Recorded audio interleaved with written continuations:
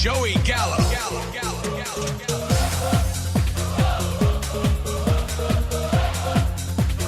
We are back, boys. How are we doing? It's good to hear that music again. We're back. We're ready to talk football. 1 week and 1 day till the draft. We are so close. Yes, if you forgot the name, this is the NSFW Dynasty podcast. Been on a little bit of a hiatus since the season ended, but we are back in full force and gearing up for the NFL draft. How was your guys' breaks from fantasy? I know we all need a little recoup after season end. You guys feeling all right? Yeah, it was good to have a little time off, reset. But a couple months away now, I'm ready to get back into it, and it's exciting. We have something to actually podcast about again. Yeah, I usually this is my one little break from football in the year where the season ends and then I dive in fully on college basketball for a short period of time. And the second the national championship game ended the other night, I'm like, all right, baby, it's officially the start of football season again. So That's right. Football season and the podcast is back. I know all our wives are super happy to know that we're committing so much time to this podcast again, but you know what? The people want it. We're giving the people what they want. Well, we got a hell of a pod for you. This one's probably going to go real long, but we're trying to make sure you guys are all ready for the NFL draft and caught up on everything that happened in the free agency. So we're going to start off with the NFL free agency overview, kind of let you guys know what uniforms every player is going to be wearing. Was a good amount of movement that happened this offseason. And then after that, we're going to get into a little bit of a rookie primer leading into the draft. So when you start hearing some of these names called to the NFL draft, it won't be the first time you heard them. And you're going to actually be watching it, getting excited, hoping that players land in certain spots. It makes the draft a little bit more fun when you know the guys in it. But with that said, guys, got anything you want to jump into before this? Final words before we dive in? No. Let's Good get luck to is it. what I'm going to say. All right. Well, Joe, why don't you kick it off? All right. We're going to start off with free agency and the quarterback position. So I'm going to give a rundown of the major moves at the quarterback position, and then, maybe we'll pass it around and get some thoughts from three of us. So obviously the biggest name, Kirk Cousins, moving to Atlanta, which is ideal for everyone, my dynasty team and many others. Baker Mayfield staying in Tampa Bay. Russell Wilson and Justin Fields both joining the Steelers. Sam Darnold to Minnesota. Be interesting to see if their plan is actually to move forward with him as the starting quarterback, or if that's just if everything else falls through, then at least we have somebody. Gardner Minshew to the Raiders, and Jacoby Beef Brissett back to the New England Patriots.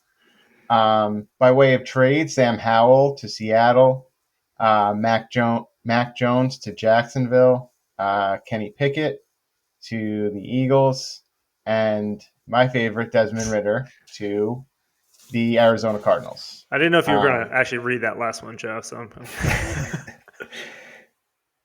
yeah. I mean, and what's crazy is that Kyler Murray is oft injured, and I'm nearly certain that we'll be seeing Desmond Ridder throwing the ball to likely Marvin Harrison Jr. at some point this year. So that'll be fun. My biggest takeaway, obviously, Kirk Cousins.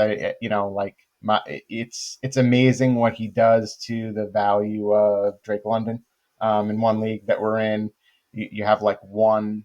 It's like a 3-keeper league, and one of the 3 keepers you kind of lock in as a guarantee, and then the other 2 get randomly selected out of a lottery. I'm gonna need 3 guys, and I have Justin Jefferson, and he's been my locked in keeper for the last 2 years, and I thought would be my locked in keeper for I don't know how the foreseeable future. I also have Drake London, and now I'm kind of thinking, do I want to take the chance of losing Drake London, or do I want to lock in Drake London and take the chance of losing Justin Jefferson? And for a redraft type league, You never really know if Sam Darnold's the one throwing the ball, and even when they move on from Darnold, you never really know who's going to be the one throwing the ball. So it's a pretty seismic shakeup to fantasy values at a whole host of positions for a number of teams. So, what do you guys think?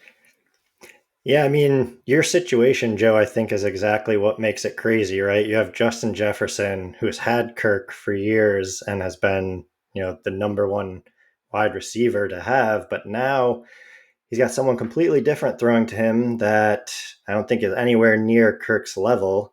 And someone like Drake London now has Kirk. So it really switches the value on these players. And it's going to be interesting to see how Jefferson does without Kirk and how someone like London does with Kirk. I do think it's a pretty crazy contract, 180 million for 4 years for a 35-year-old that just tore his Achilles, but in the league you need that elite quarterback to take you to the next level, and Kirk definitely can be that guy. So I'm excited for him. I honestly hope it works out. Yeah, I mean, Atlanta didn't just get a quarterback; they got rid of Arthur Smith as well. So, like, you're just ecstatic for any of the skill position players at in Atlanta. And they added a couple. We'll get into it. Other like good complementary pieces on the wide receiver group as well in Atlanta. A couple other names like the Baker Mayfield getting the bag from Tampa, I thought was pretty good. He got 100 mil over 3 years.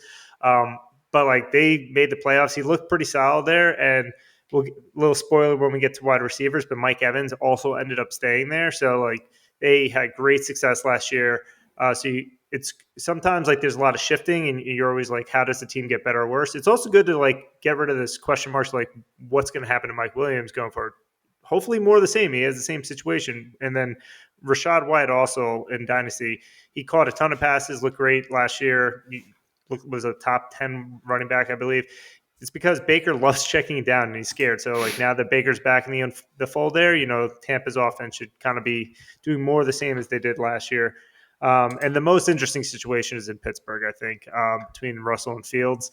Both are washed, in my opinion, but it's definitely it's curious how this is going to work out. I do think in general it helps the downfield catchers because Pickett kind of stunk, despite my bold prediction last year. But I think Russell Wilson throwing it down to Pickens could actually provide a lot of value there. But I don't know where you guys fall in the Fields-Wilson dilemma.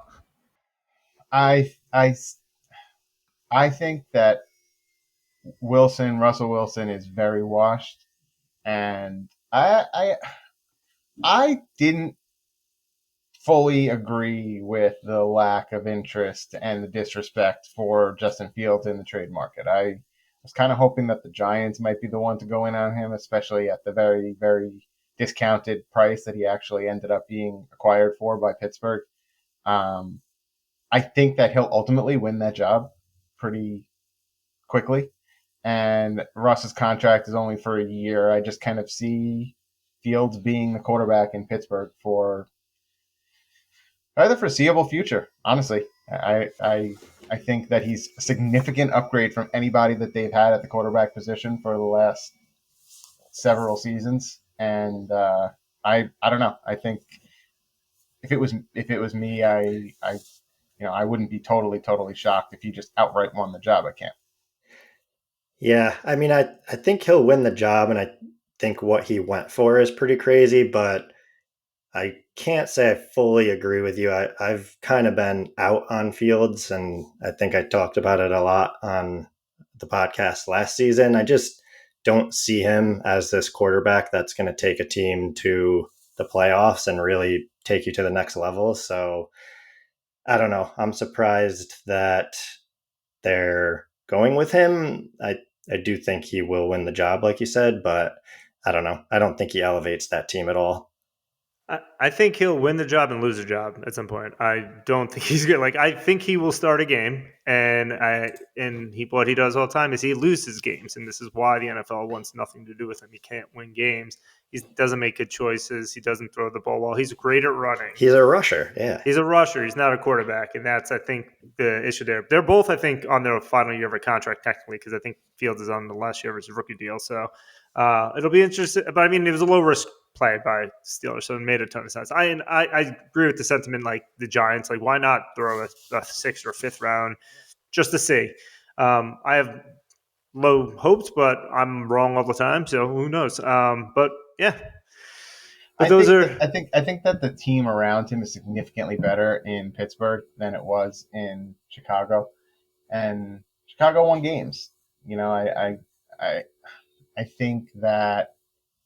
I mean, I guess we'll have to see. But if Kenny Pickett, who I don't think is very good at all, I think that Justin Fields is a significant upgrade from Kenny Pickett, just in terms of like overall kind of like just like let's put fantasy aside, like just ability to like chance to give your team of winning a game. And well, yeah, it'll be tested though, because if Fields comes in and it's the first time Tomlin does not have a 500 or better record, then he is out of there. I'll say that much because it's not Tomlin. But moving over, Ryan, you want to hit us up with the running backs? All right, yeah, we have a long list here, a lot of movement.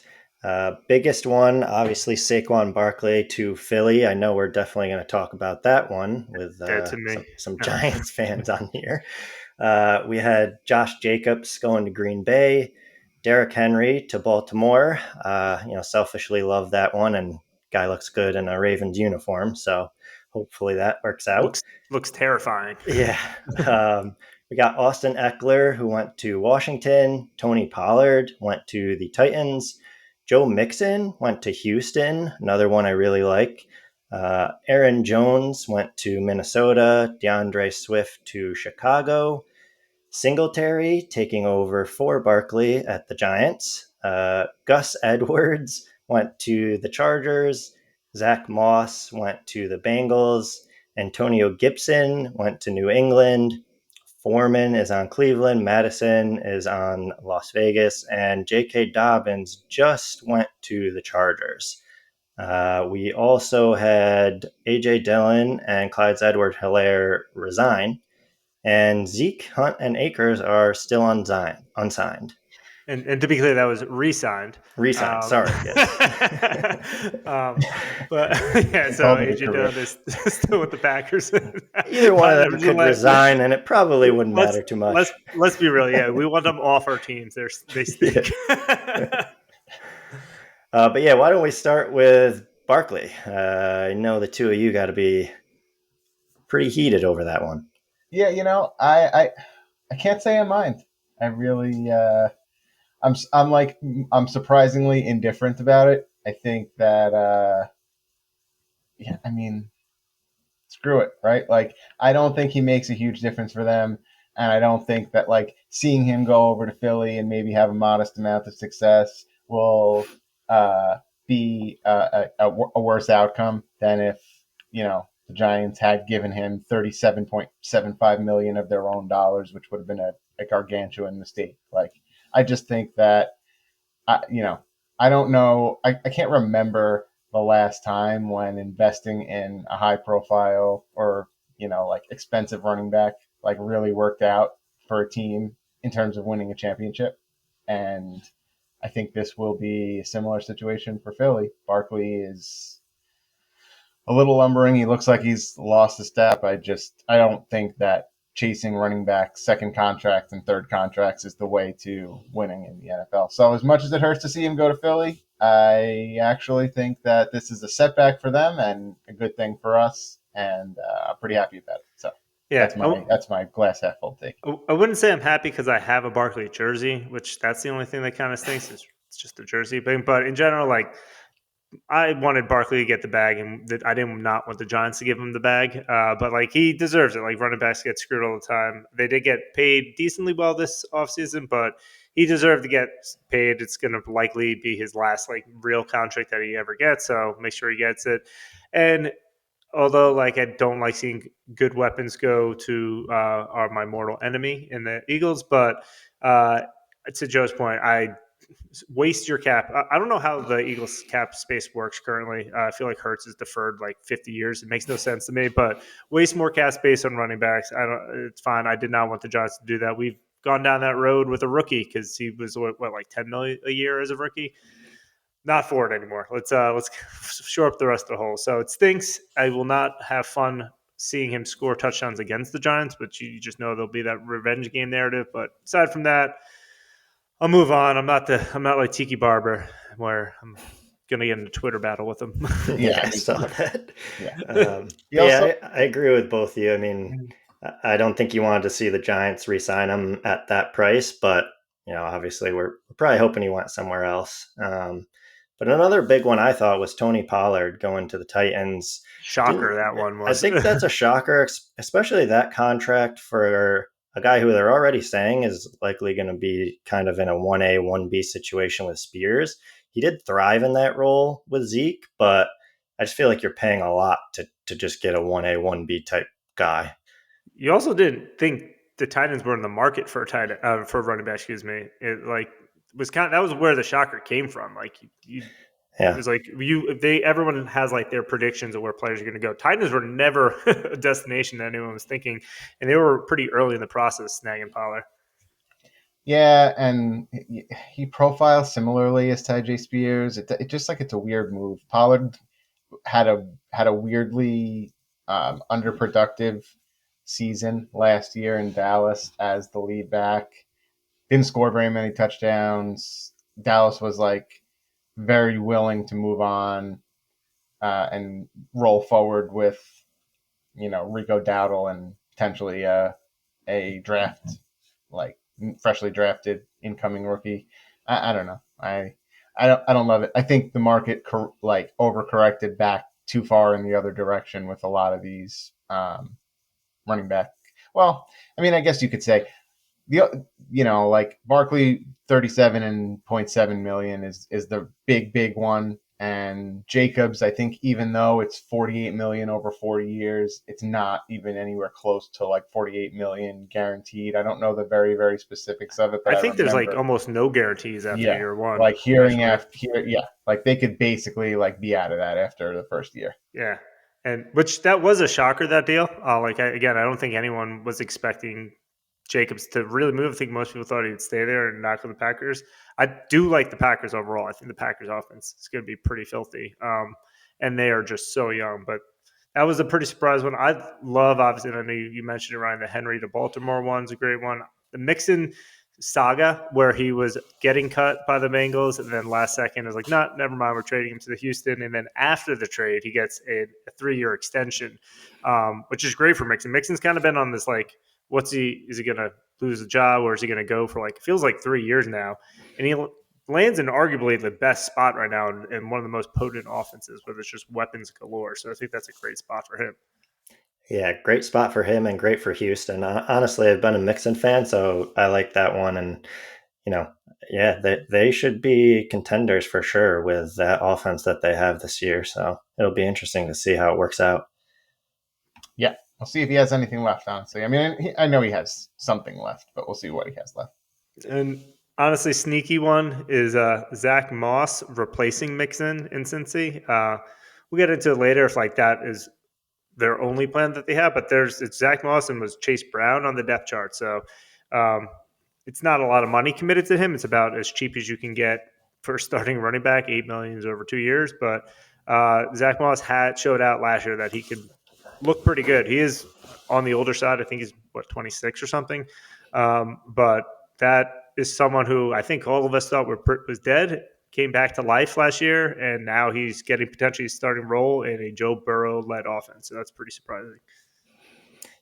Yeah, that was a big one. I mean, speaking of someone else we thought was dead, J.K. Dobbins just getting signed to the Chargers. That doesn't mean he's alive. Yeah, we'll see if he gets any actual playing time there, but it's an interesting one. Dobbins everywhere, and it was like he comes back for injury. Like I thought he was going to be alive last year. Guess how long he was alive for? Yeah, about a quarter longer than Aaron Rodgers. That's about it.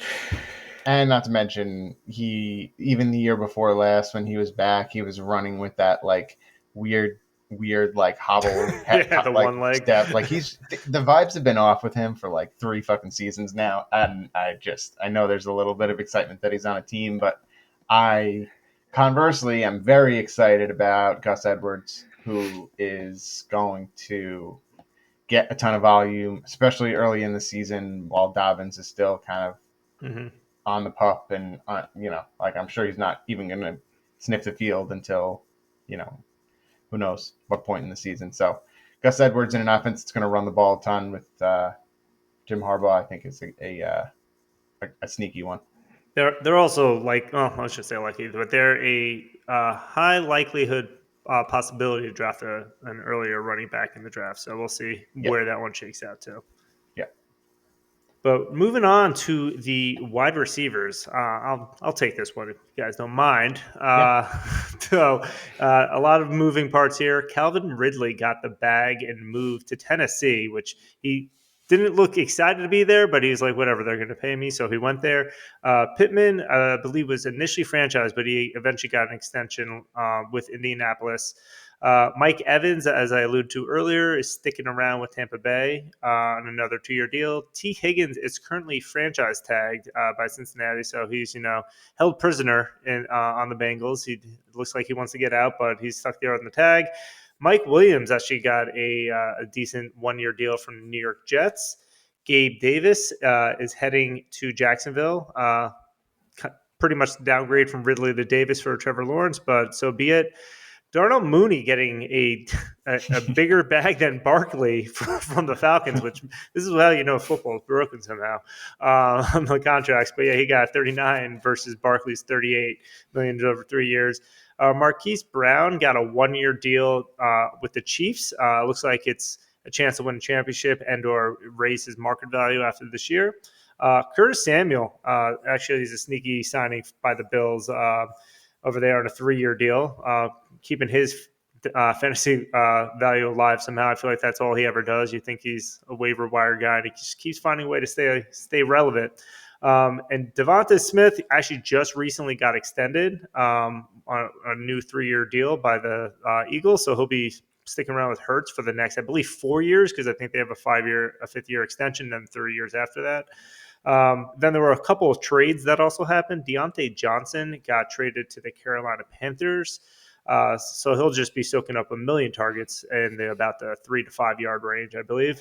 Jerry Jeudy got traded to Cleveland, and then I don't know how this agent did this, but got a massive extension for $52.5 million over 3 years. He has no reason to be making that amount of money, but good for you, Jeudy. Stephon Diggs got traded to Houston, which was a massive trade for both parties. What does this mean for the Bills? And just loading up on the C.J. Stroud weapons. Keenan Allen was a surprise trade to Chicago. So earlier with Mike Williams, he was cut from the Chargers because they had cap issues. Still cap issues. They wanted Keenan Allen to take a pay cut. He did not want to, and then he got traded for a 4th-round pick to the Bears. So now the quarterback coming in there has another weapon to throw to. And a small one, but because we alluded to Ritter earlier, Ritter was traded to the Cards, and the Cards traded back to Atlanta, Rondale Moore. But what are some of the big names you guys would like to dive into? I feel like there's honestly a lot of interesting ones here. Kevin Ridley obviously getting just a massive contract. It's way too much money for pretty crazy to me. He didn't really show me anything crazy last year. Didn't play the year before that. I mean, now he has Will Levis throwing him the ball too. And although we make fun of Trevor Lawrence, I think he definitely was better than Will Levis. So it's a pretty crazy contract to me. Mike Williams, you mentioned getting a 1-year deal with the Jets. Hopefully that 1 year is with Aaron Rodgers. If he can make it through a full season, maybe that pans out. And then, you mentioned Jeudy, but Diggs obviously going to Houston. I just think that offense really is set up to be something special. And then the biggest surprise, I think, was just Keenan Allen all of a sudden heading to Chicago. And I'm sure we'll talk about it later, but Justin Herbert just literally left in a desert with no one around him, which is an interesting strategy. Canellis, if you're listening, I'm sorry. Yeah. It's rough. It's just a plummet in value. the offseason can be cruel, guys. Just know that. For me, it's excitement about Michael Pittman. I think that retaining him in Indianapolis was a net positive for his value versus the question mark of moving elsewhere. And curious to see what happens with Gabe Davis in Jacksonville. I'm curious if like the disappearing act with him last year, where he would hit one game and then goose the next game, and then hit one game and then goose the next game, was a Gabe Davis thing, or that was more of a just the Bills offense, Josh Allen. Um, I Calvin Ridley wasn't great last year, so I'm not 100% ready to say that um, he's going to be a net downgrade for the offense. I have Gabe Davis in a dynasty, and I'm lukewarm about it. Frankly, I think I'm. I feel like you're excited if you're a Gabe I Davis think owner it's. that I think instead of he's. him on the Bills. Right, Yeah, I like he think has it's a chance to maybe better be for more him. featured there. Yeah. Yeah. I mean, even Diggs, the second half of the season wasn't doing too much on the Bills because that offense just runs through Josh Allen. But yeah, I mean, if I was a Davis owner, I'd be excited. And while we're on the Bills, right, Curtis Samuel. I mean, they don't have great draft capital. Obviously, we'll see if they try to make a move up or not. But it does seem like wide receiver is going to be a need they look to address in the draft. So maybe some of the guys that we talk about later, one of those guys will end up in Buffalo. And yeah, I mean, it'll be interesting to see if Buffalo does take one of those back end receivers, what it does um, to their dynasty value, right? Like some of these guys that aren't really getting like a ton of attention right now as a top 5 pick. Suddenly, if they end up on the Bills as the number 1 or number 2 option, then that could be a big spike in value. So we'll see what actually ends up happening with Buffalo's draft, or if they're just gonna roll with Curtis Samuel and Dalton Kincaid and Dawson Knox. Yeah, and I actually think Sneaky just because he's not viewed as super valuable right now in Dynasty, but Deontay Johnson's going to get 1,000,000 targets. So like, if you're at half point per reception or point per reception, look at what Adam Thielen did last year. Deontay Johnson has the same ability to get open, and he's younger. So I think he could keep up a whole season of doing what Adam Thielen did last year. So again, it'll be gross watching it. You're not going to want to watch it. Like you're not just going to feel good. No, it's not going to feel good. Just put it in your flex and just be happy that you got the double-digit points week after week. But it's going to come. Yeah. But quickly we'll run in. Not as much excitement on the tight end side, but there was a few names. Dalton Schultz, who actually surprised last year not getting as big of a contract as you thought he would, is re-signing with the Texans and got a nice 3-year deal. So props to him. And again, that offense is looking real good. Hunter Henry, who had some spike touchdown weeks, is sticking around with the Patriots again this year. Jono Smith is a little interesting. He's going to the Dolphins. Jono did have a couple long touchdown runs last year. He's a little bit quicker, and like you just know the Dolphins offense is all about speed. I don't think there's going to be a lot of volume going his way, but he's probably good for 1 or 2 long touchdowns at some point this year. Just good luck guessing when that is. And then Gesicki is leaving. I believe he's on the Pats and moving over to the Bengals now. It's fun. I feel like we're always looking for the Bengals tight end to pop up. So Gesicki is like that next one on board is like, oh, he's the next Bengals tight end that Joe Burrow throw to. I don't know if they're going to really feature the tight end consistently, but Gesicki, he is one of the better talents that they've had there now. It's been a couple of years removed since he's really shown out, but he is a pretty athletic freak and pretty fast. So who knows? Maybe he could have a resurgence in Cincinnati. I don't know if you guys have anything to say here. It's kind of gross, just tight ends. Yeah, nothing crazy. I mean, Jono Smith, if you own him, I think you're happy that he just got a deal because he was kind of dead in the water before last year. But yeah, nothing too crazy. I still think he's dead in the water, frankly. Yeah. I would rather own what's his name? Durham Smythe. No, you don't. I owned him last year as well. Trust me. I think I'd rather have him. Smythe is a blocker. Don't say that. Smythe your name. Anyway, who do you guys think are some of the winners out of free agency? The running backs. Yeah, I agree. Yeah. They got paid. I mean, the Texans, we've talked about that. I feel like in every section, we mentioned Mhm. a really big name player that's now on that offense. So CJ Stroud and the Texans in general, a huge win so far. This is why it's so nice to have a rookie contract quarterback. Yeah. That you can just really round out the rest of your team. Yeah. Yeah, we talked about Atlanta. One thing we didn't hit on. It'll be interesting. I would say Kyle Pitts could be a winner. We'll see. I think. I mean, he's not If a loser, so I think he is. he'll be a loser if he has If you, don't- another mediocre season and he's yeah, 100% confirmed as a bust, as opposed to just like a likely bust at this point. then it's his fault. Right now, Yeah. it's not his fault. If he doesn't hit this year, then it's his fault. Yeah. Yeah. And then Go ahead. I was gonna say another one that I like, and we haven't really got into who the quarterback on the Bears is, but I think it's the worst kept secret that they're going to draft Caleb Williams. And yeah, I mean, I don't think a rookie quarterback has ever came into a better situation with so many weapons. It's also not their pick first overall; it's another team's pick, so that does help. But yeah, you're coming into a great situation where usually rookies are in a really bad situation. So good to see there. Yeah, no, that's exactly what I was going to say. But what I was gonna say was acquiring Keenan Allen will be helpful for him, and they're linked to Rome Odunze Mm-hmm. in the first round with that ninth pick that they have. So it's a good situation that could continue to get better for Caleb Williams. So Yeah. I think that's a great point, Dave. Usually rookie QBs come in and it's just a terrible situation. And Caleb Williams is already considered such a generational talent. And now he's coming into actually a really good situation. Definitely could make a difference. Yeah. He shouldn't have his hopefully as many growing pains as you'd see, but if he does, it's on him. Um, but who do you think lost in free agency? Obviously, Justin Herbert.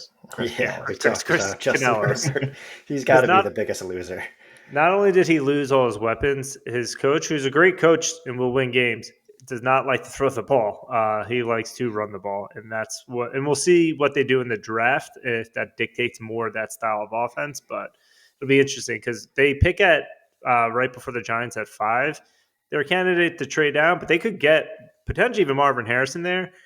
But who knows? They could also just draft an O lineman there because they love to run, and that's what Jim Harbaugh loves to do. So we'll see what happens there.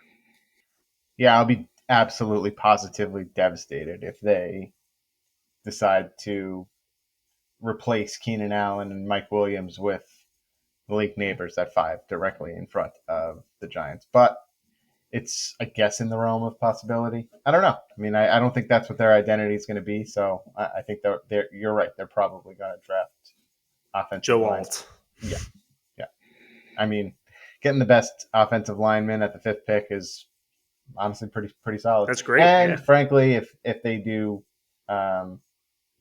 ruin all my dreams and take Neighbors at 5, then maybe the Giants take Joe Alt and not get sacked 97 times this season. So we'll see. We stink at drafting O linemen. Let's be real. We're like 1 out of 10 over the last year. What was I gonna? There was one other loser. Oh yeah, Justin Jefferson, big time loser in terms of dynasty value. And Addison. Yeah, I mean it's at least for right now, like temporarily, it's a bummer. Like if you, I feel like I don't know. I'm not even really sure. I haven't checked in on the dynasty startup rankings and what the situation looks like at the wide receiver position. But there's definitely more questions with him now than there were 2 months ago. So it's unfortunate for. I also Jefferson owners. I think Jefferson definitely takes a hit, but he's also worldly, so he won't be terrible, but he won't. I mean, we've seen bad quarterback play really bring down elite talents in the past. It happens all the time. But Jordan Addison, who looked like he could be something special, I don't even think he's wide receiver 3 this year. Yeah. It's a hard time starting him at all. He's almost useless this year. You're not going to drop him. Obviously, he's a young wide receiver with plenty of talent, but if Jefferson's going to struggle, Addison's the number 2, and it wasn't nearly as high volume. I don't know what you're going to do with that guy this year. And then Last one, because they did nothing. It's just the Cowboys. It's just a lot of their decision making. So we didn't really touch upon it. They didn't extend Dak, who wanted it. They're not going to, and going to let him hit free agency next year. So Dak could leave. I don't know. I mean, they're not going to tag him or anything. They're making it sound like, but that's an interesting one. CD Lamb, they're going to extend him, but they're dragging their feet right now and threatening potential holdout talks is being thrown out there, and they don't have a running back really. They have.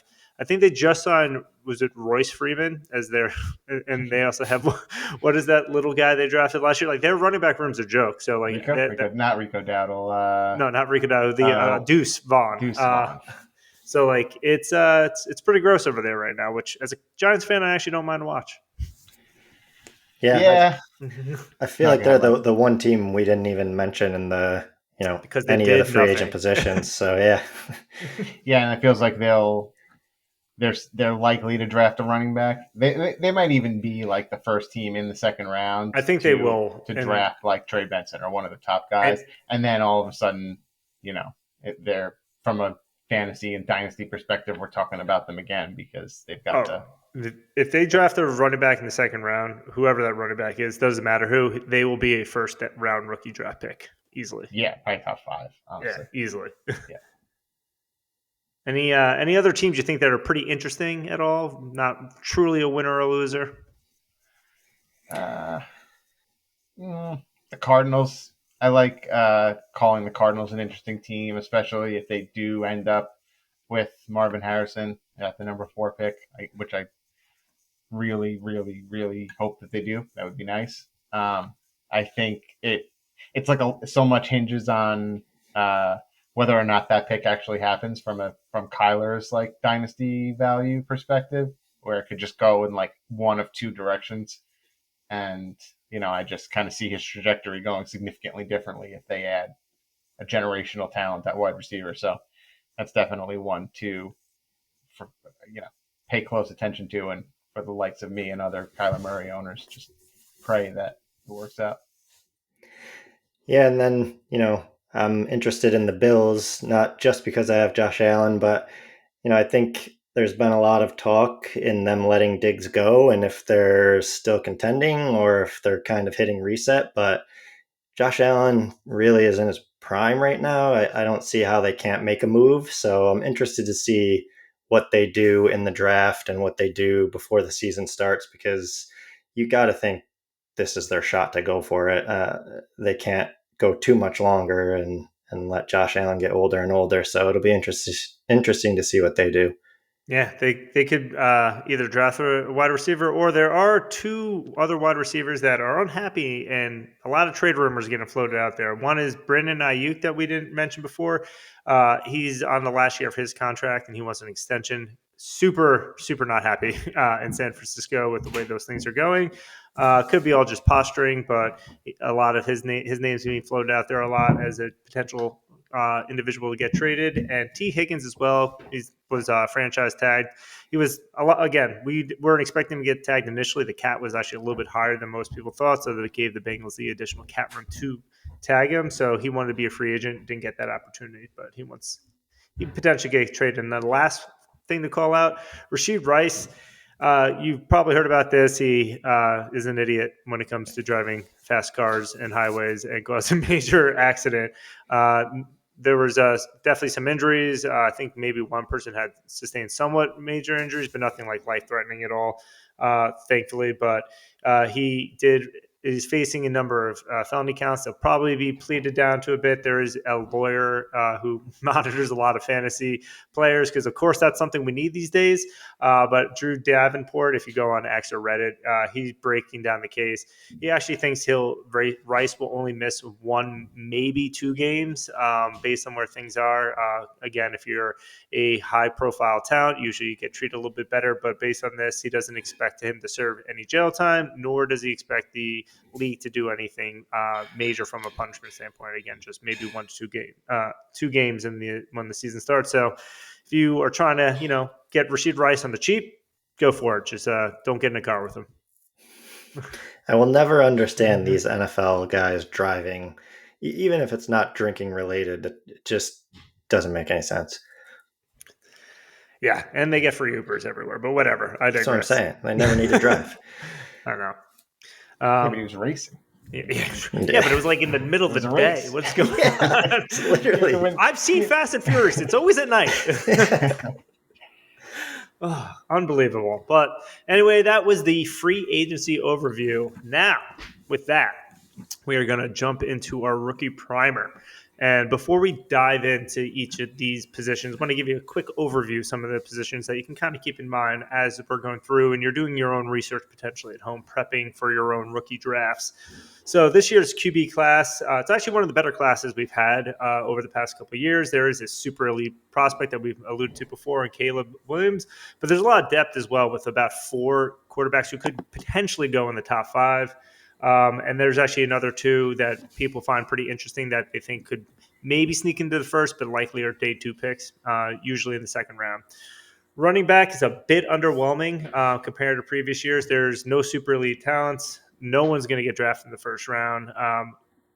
There should be a decent amount, a couple day 2 picks, hopefully in round 2. Day 2 is round 2 and round 3 for those at home listening.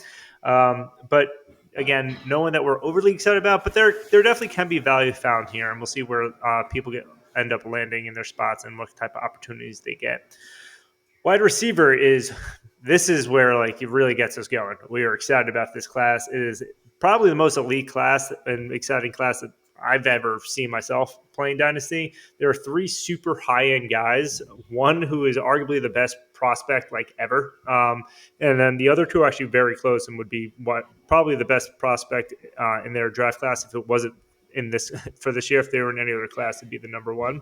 And there's also a ton of depth in this. There's some mock drafts have about 7 wide receivers going in the first round. A little skeptical if that actually happens, but it just speaks to how much talent is truly in this class. So if you need wide receivers in your team, this is a great year for that.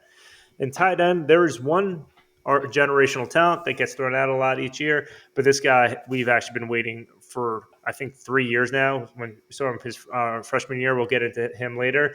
After that, no one really to get excited about. There's a couple guys who are interesting that could carve out roles that you may throw dart throws on later in the draft. But when you're going into it, those are some things to think about. But again, when we're diving into all these players, there are a couple things to keep in mind when it comes to valuing players. The biggest one is draft capital. Draft capital is huge. Teams, as I mentioned, if they spend more on a player, a first-round pick or even a day 2 pick, which again I said is round 2 or 3, that means that team is invested more in them. They're going to give that player more opportunities to exceed. They're going to if they make mistakes, they'll give them additional chances, but they're going to push themselves to get in there further. First round picks also have a 5th round option. This can be a 5th-year option that teams can exercise on that player. So it gives them a little bit more job security as well.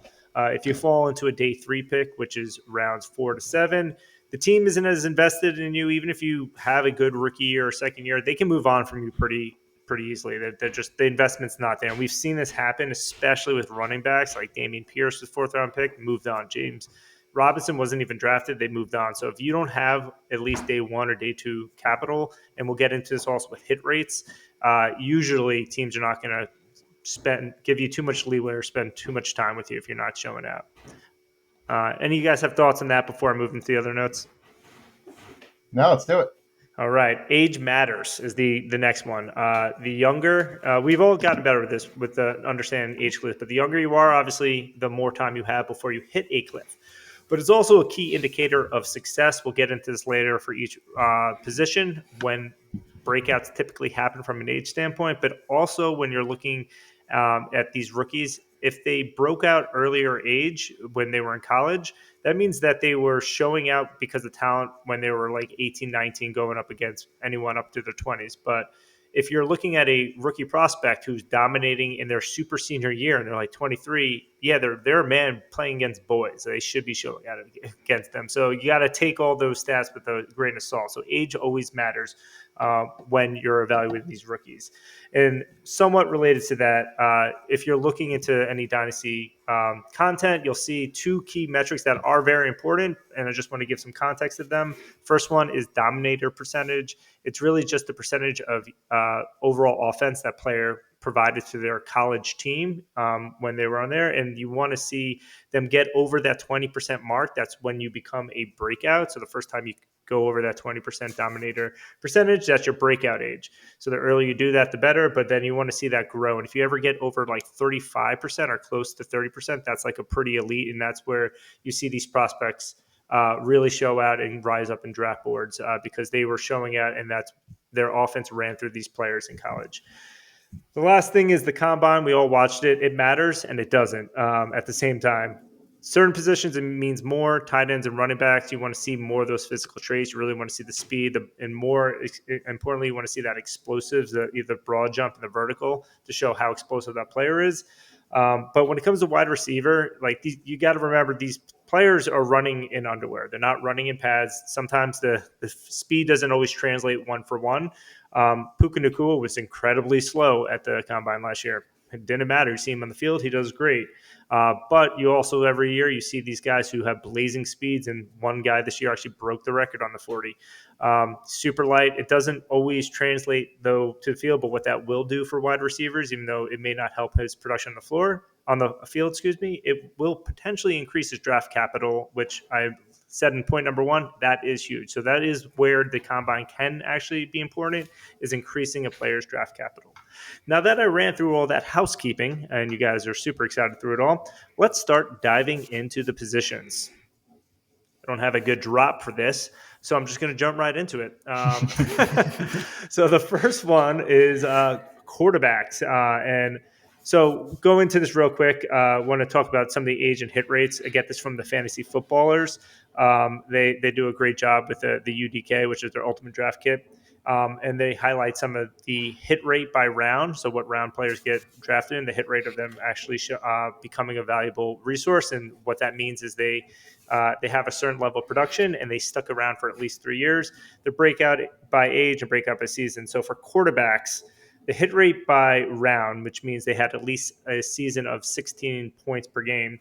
If quarterbacks drafted in the first round have a hit rate of about 64%, second round 42%, and then after that, third round plus is combined for 6.7. So you honestly drafting quarterbacks in your rookie draft who are drafting the NFL draft after round 2 is not really a great likelihood of hitting percentage chance for you. So try to stick to those first 2 rounds. Breakout by age, most quarterbacks break out between the ages of 22 and 23, about 41%, and a good amount still keeps breaking out through age 26, with about 79% of quarterbacks breaking out before they turn 27. This becomes important because you'll see in this draft class, there's a couple of older prospects, some already who are 24, I believe. So they're already beyond that main breakout age. And then breakout by season, 55% of quarterbacks break out through their second season, with 77 through their 5th season, which is typically their rookie contract. So a couple things just to keep in track. But when we're going through, going to kind of tier these guys together. So the first guy, I'll say he's in tier zone. He's going to be the first pick, is Caleb Williams out of USC. I don't know if you guys have some thoughts on him, because I need a sip of water. Yeah, do it. I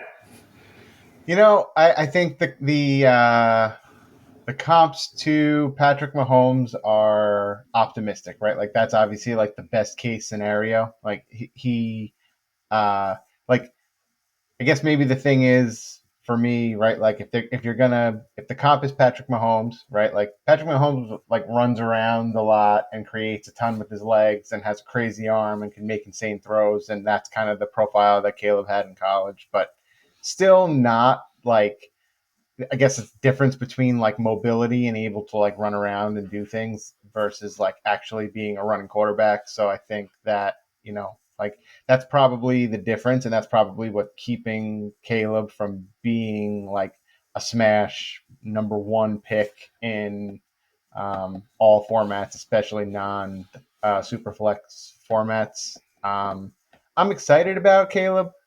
but I am um, tempering my excitement. I think I, I think there's a greater chance than people realize that he won't be as good as expectation. And maybe said this way, like between Caleb and Marvin Harrison Jr., who are like the two like lead prospects at their position, I think there's a much higher likelihood that Caleb Williams busts than there is that Marvin Harrison busts. And that was going to be my comment of just, do we think the hype has almost gone a little too high? Because, they're saying he doesn't have the biggest arm in the class or the best accuracy of all the prospects. And like Joe just said, he's not exactly a rushing quarterback. It's all about his creativity, which they're comparing to Patrick Mahomes, but there is a chance that that almost sort of becomes reckless in the NFL. Like, do you think it's almost gotten a little too much hype for him? Yeah, I think a lot of the hype started last year, especially when he won the Heisman. He had I wouldn't call it a down year, but it seemed like a regression year a bit this year.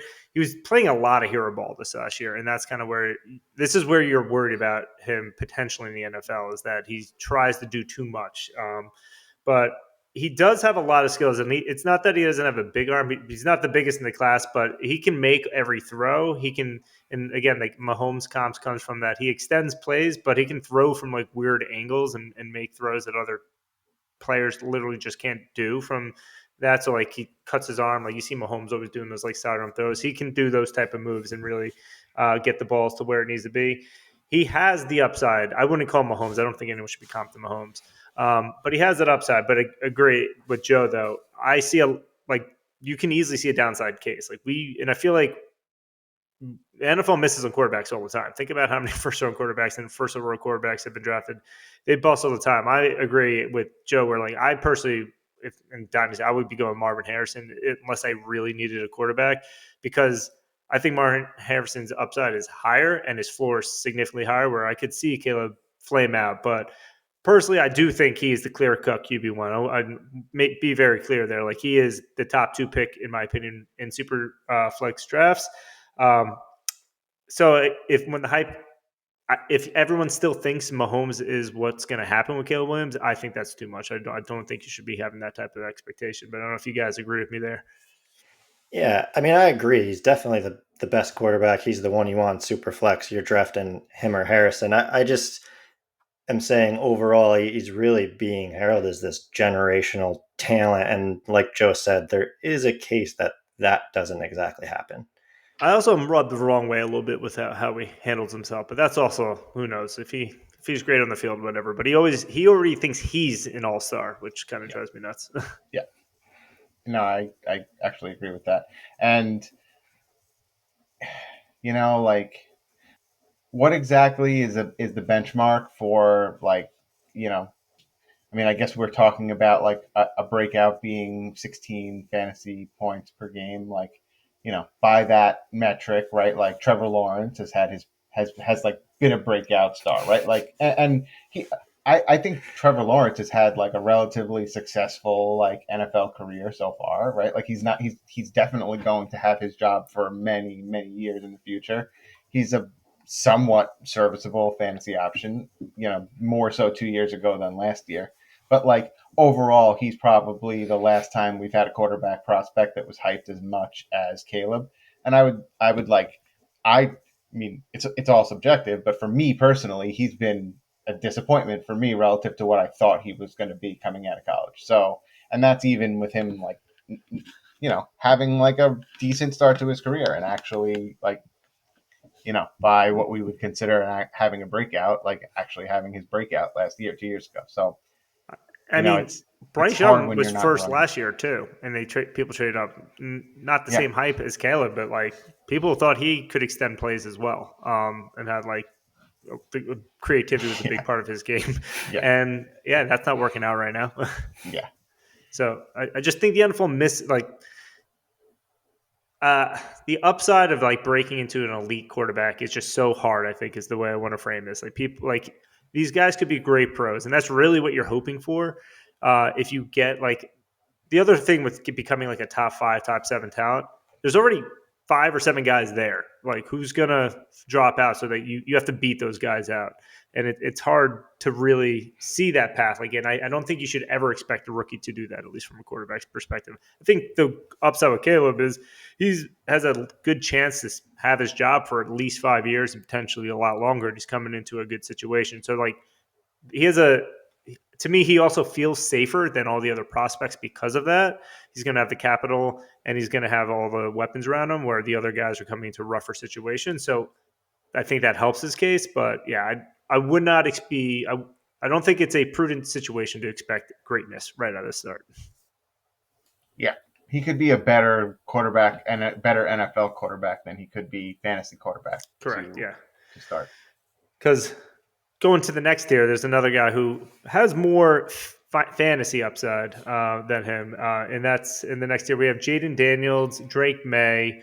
So Jaden Daniels out of LSU, Drake May out of UNC, and I'll throw in JJ McCarthy, even though I think from a fantasy perspective he's probably a notch below these guys. But this is like the next tranche of in the NFL draft. The players that you think are going to get drafted, they're the ones that could go anywhere from 2 to maybe fall to like 10, 11, but likely going to be top 10 picks.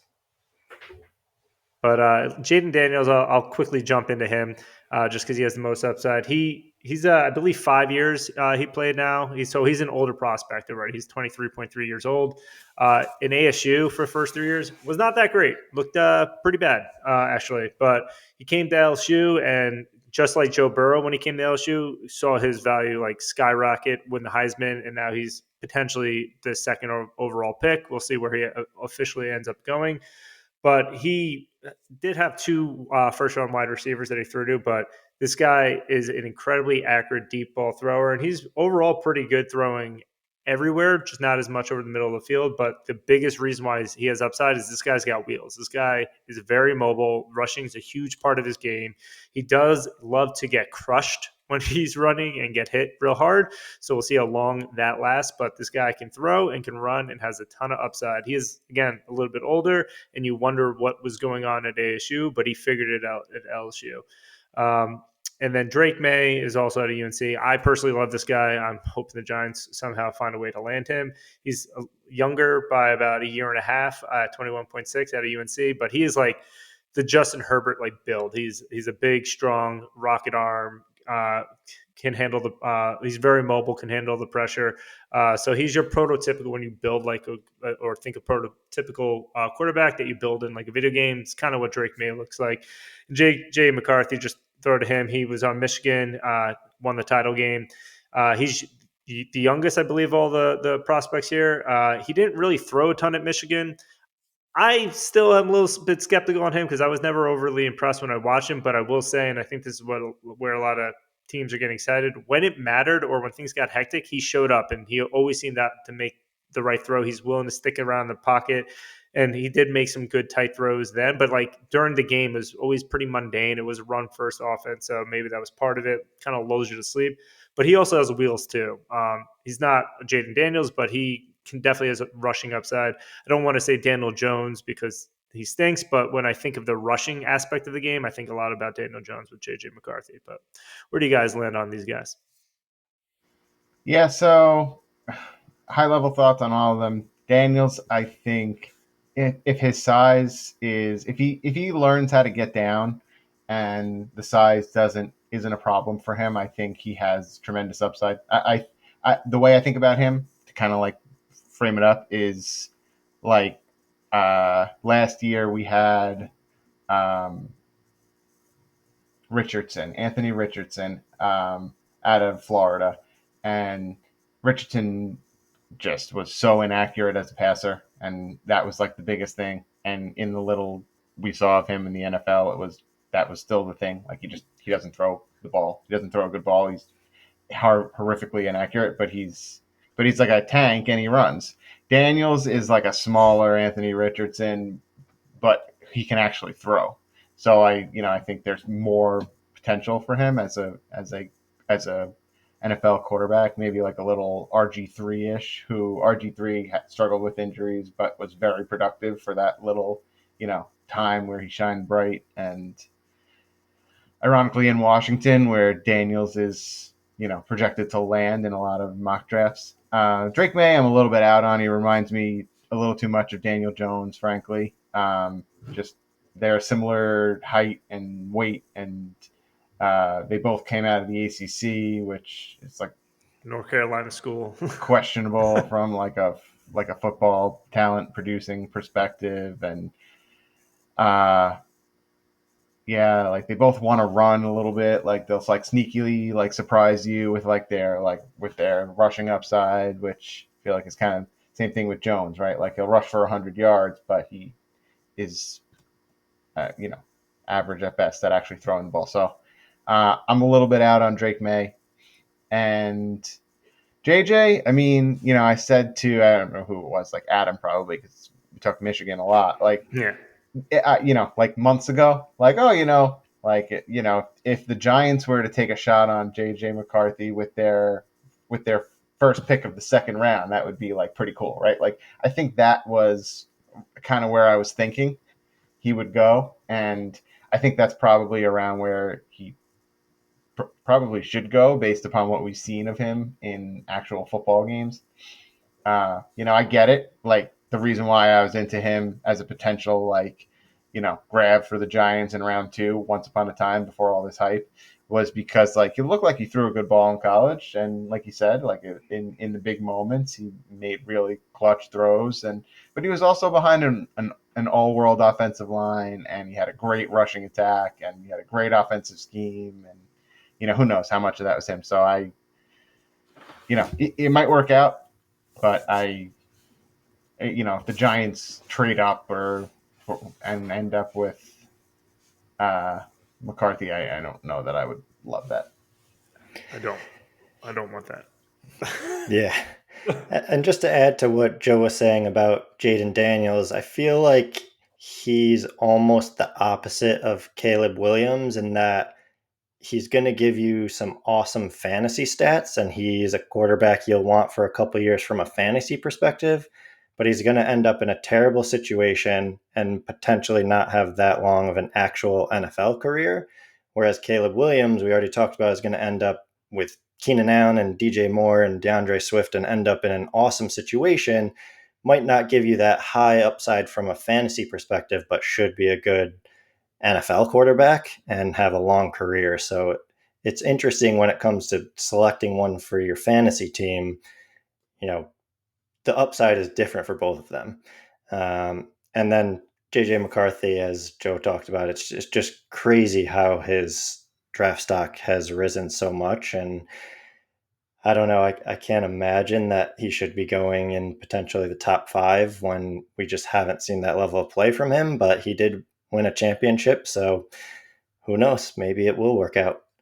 Yeah. I mean, it's, I don't remember seeing a player's value go up so high after the college season ended as JJ McCarthy happened. I do want to say one thing with the Anthony Richardson, Jaden Daniels gap. Anthony Richardson's 35 pounds heavier and significantly more athletic, but I digress. I got to defend my boys, man. These are my No, boys. I actually agree with that. Yeah. I do. I like if it was. I'd rather have Anthony Richardson as my running back, and I'd rather have Jaden Daniels as my That's quarterback. fine. I was just going to say, if you were drafted today, Dave, who are you taking, Daniels or Richardson? Oh, easily Richardson. I think Richardson has far more upside. But anyway, going to the next tier of guys. There's 2 guys that they're floated about. I actually would think it'd be a mistake if any team drafts these guys in the first round, but because people are needy for quarterbacks, and also because mock drafts always push up quarterbacks in their mock drafts no matter what. You see them in the first round sometimes. It's Michael Penix out of Washington, who was also in the title game and lost to Michigan, and Bo Nix out of Oregon by way of Auburn. Michael Penix, I don't love him as well. And like when you start diving into it, he looked great when you're watching the games. He was throwing bombs, but you also got to realize he was throwing to like a worldly talent and unbelievable contested catch wide receiver in Odunze. So, and you'll see some of this in his stats as well. So I don't think Penix was all that accurate all the time with Odunze. It was just Odunze was amazing at getting and adjusting to the ball. But the offense did respect Penix enough to give him the ball and throw it downfield. But when you start diving in, aside from the deep ball, he wasn't overly that actually accurate. He's not really a good rusher, and he dealt with injuries like constantly. He's also super old. He's 23.9 years old. Again, that's almost 24 years old. I mentioned most breakouts happen before a player is 23, and this guy is 24, and he's already 24. And then Bo Nix, he's kind of the opposite of Penix, where he didn't really throw deep as much. He threw a lot of shorter passes. He was pretty accurate. He's actually older than Penix. He's 24.1 years old. He used to be a guy that people were excited about for the NFL draft when he was in Auburn, but he never really pinned out. But he had a bit of a resurgence at Oregon and put up some pretty massive stats there. I think Bo Nix will be a decent pro. I think I view him personally more as like a higher level backup myself, but it's just kind of where I end up. But in general, I get really concerned about super, super old prospects, which both these guys are. Yeah. I think that sums it up well. I'm with you. I'm slightly higher on Bo Nix as an NFL prospect. I wouldn't be as surprised to see him come in and actually do something. He's got a big body. He runs. I mean, I know Penix runs too, but I think Bo Nix overall had a little bit more solid of a total college career at Auburn and then in Oregon versus Penix at Indiana was pretty meh. And yeah, so overall, Bo Nix season for me. Yeah, I also, in general, the way NFL offenses run, you want to be able to throw in the intermediary aspect of the field, especially in the middle. So, like the deep ball is sexy, which is what Penix throws, but that's not a high percentage throw, and that's not how you want to run your offense generally. So, you want to see the guys who kind of slay in the middle of the field. Penix was very bad there, and Bo Nix threw very short throws, but he's a little bit better in the middle of the field than Penix is. So again, I personally think Bo Nix has a higher chance of being better than Penix.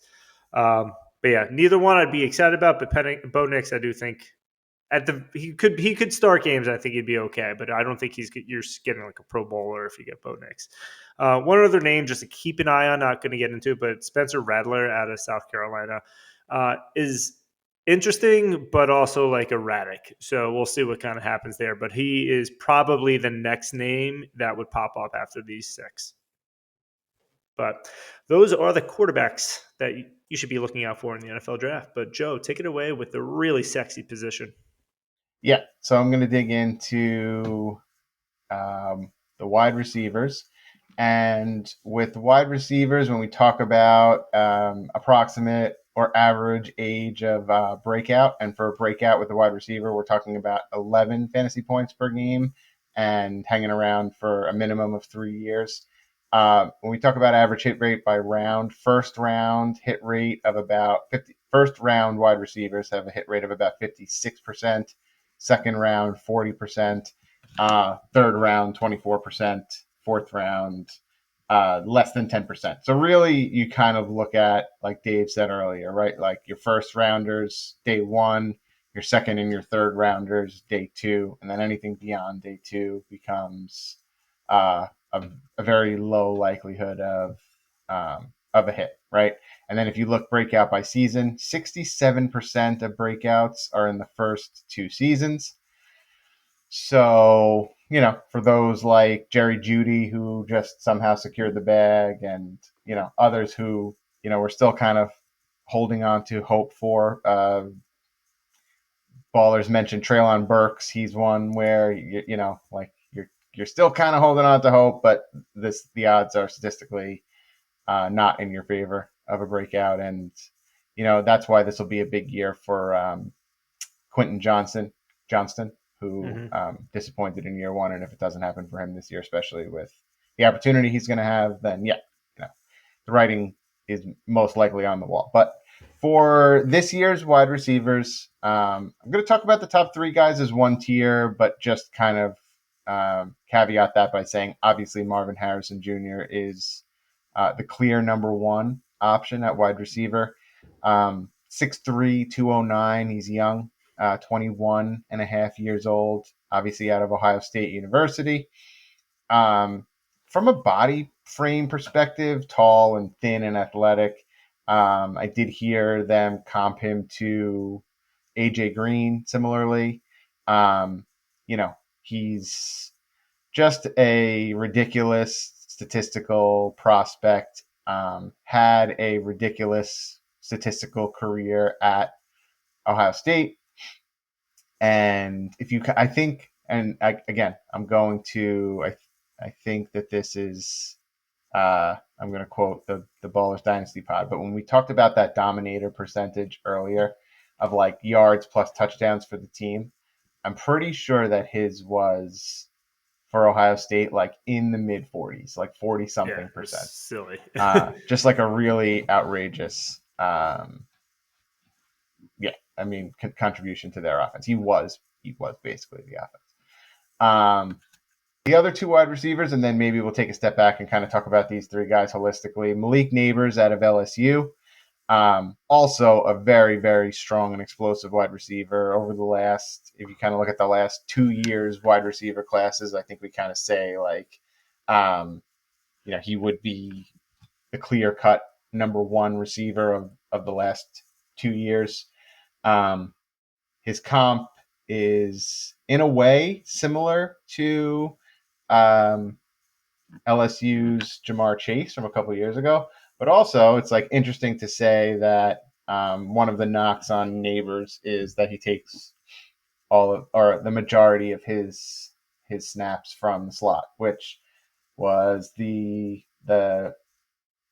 yellow flag for another former LSU wide receiver, Justin Jefferson, a couple of years back. So, needless to say, I mean, I think that the way that these guys are moving around, like if you kind of look at a guy like Jefferson who does move around the field quite a bit, CeeDee Lamb, Ballers were saying, takes about 50% of his snaps from the slot, but does move around to the outside too. I mean, at a certain point, right, like being the ability to be functional from the slot while also take snaps from the outside is more maybe of a good thing than a bad thing.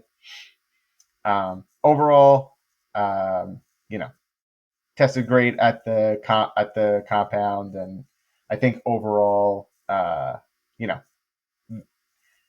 very, very exciting for me. I think I mentioned it a couple times, or tried to mention it a couple times earlier. Tried to like slip in comments, but I'm very much hoping that he ends up on the Giants. I'm already like planning on replacing my Saquon Barkley jersey with Malik Neighbors jersey, but we'll see how it actually works out. And then the last one in this top tier, Rome Odunze. We talked about him a minute ago out of Washington.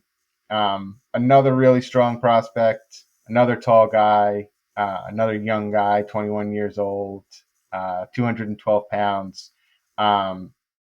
In maybe slightly lower a tier, depending on who you talk to relative to the top two guys.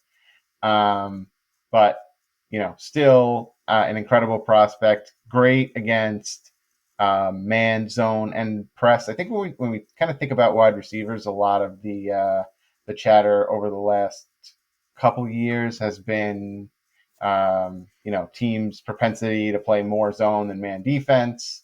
But I don't know. I view that as like pretty temporary. I can appreciate wanting to measure guys' success in college against zone as a potential predictor for success in the NFL, but it's only a matter of time until the overall like there's additional changes and the league changes what type of defense they're playing again, right? Like it's not the too high safety zone is not going to be the forever perpetual defense in for forevermore in the NFL. So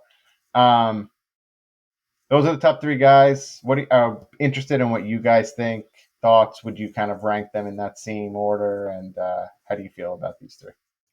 Yeah, I mean, I think all three are really top tier talent and would probably be the first wide receiver off the board in a lot of years. But this year they have Marvin Harrison Jr. in their draft, so he's going to be the first one off the board.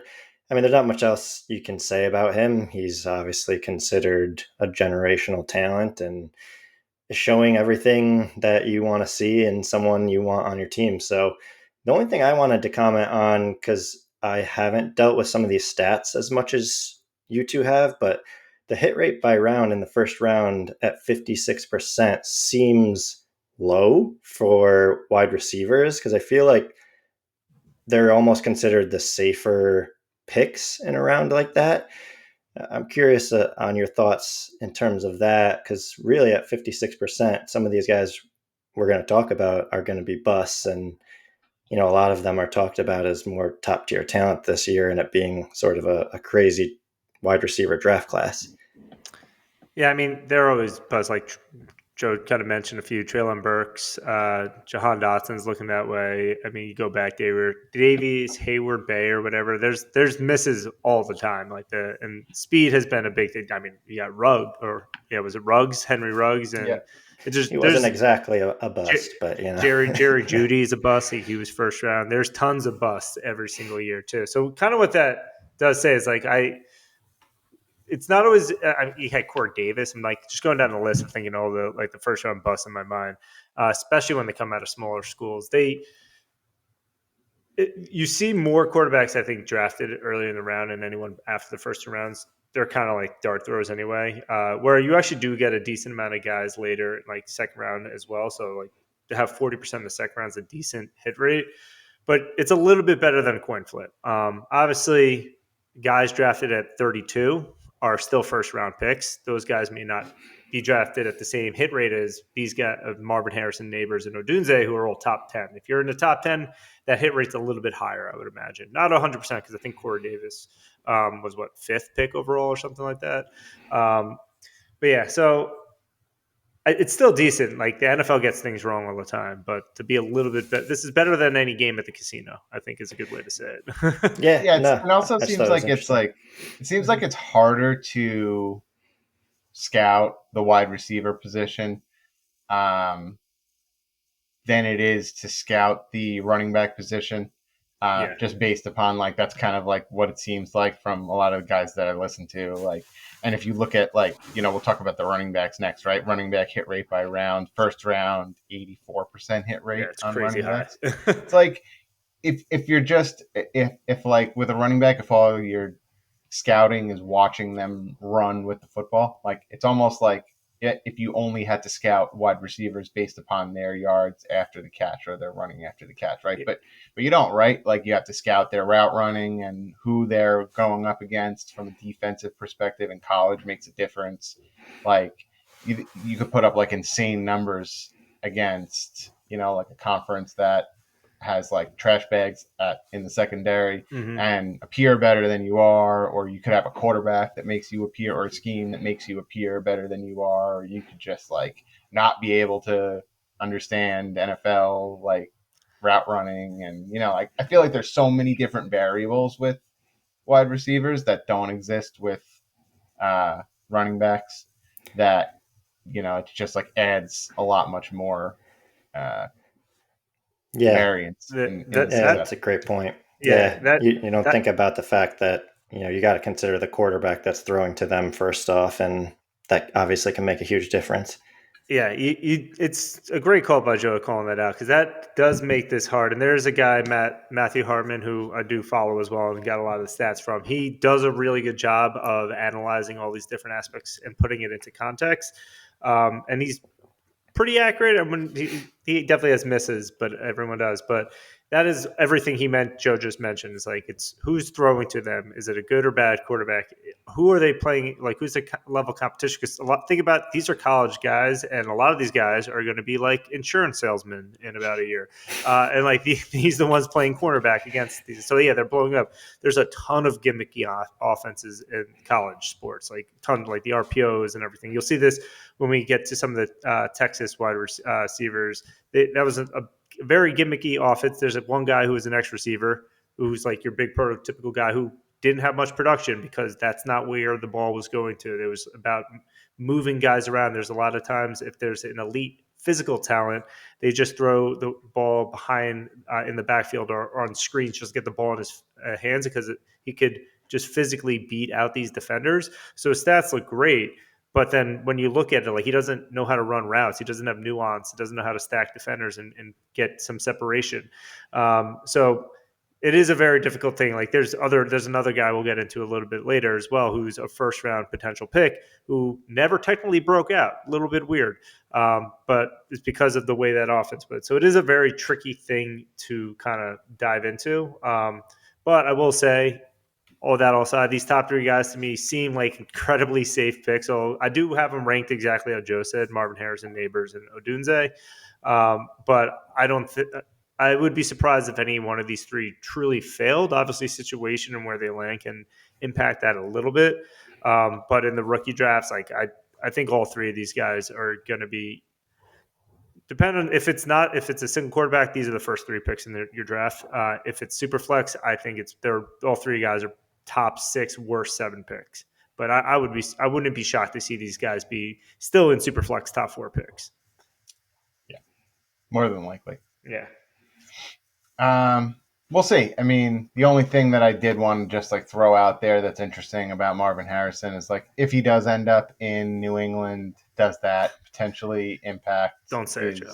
upside? It would be unfortunate, but that's something to consider, right? When we kind of talk about landing spot, and that just is such a not ideal landing spot for a pass catcher right now. But one thing I do want to just throw out too is Neighbors of the three is the most explosive, and like just so people can start mentally thinking this way, Marvin Harrison is like the perfect prospect. Basically, he does everything, but Neighbors has like the game breaking explosive speed and burst. His like at the combine, he'd be like his broad jump of like 10'9" and like vertical 4.2 is great. That's kind of where the comps like Jamar Chase comes through. And Odunze is just the way I think about Odunze, people get the comp of Devontae Adams. He just feels like he can take over games and be a possession receiver, but he's just so solid. There's like no real holes in his game, but I do think Neighbors and Harrison have like a little bit higher ceiling than he does. In case you need to think about how you order your rankings or how to think about the guys, that's how I view them at least.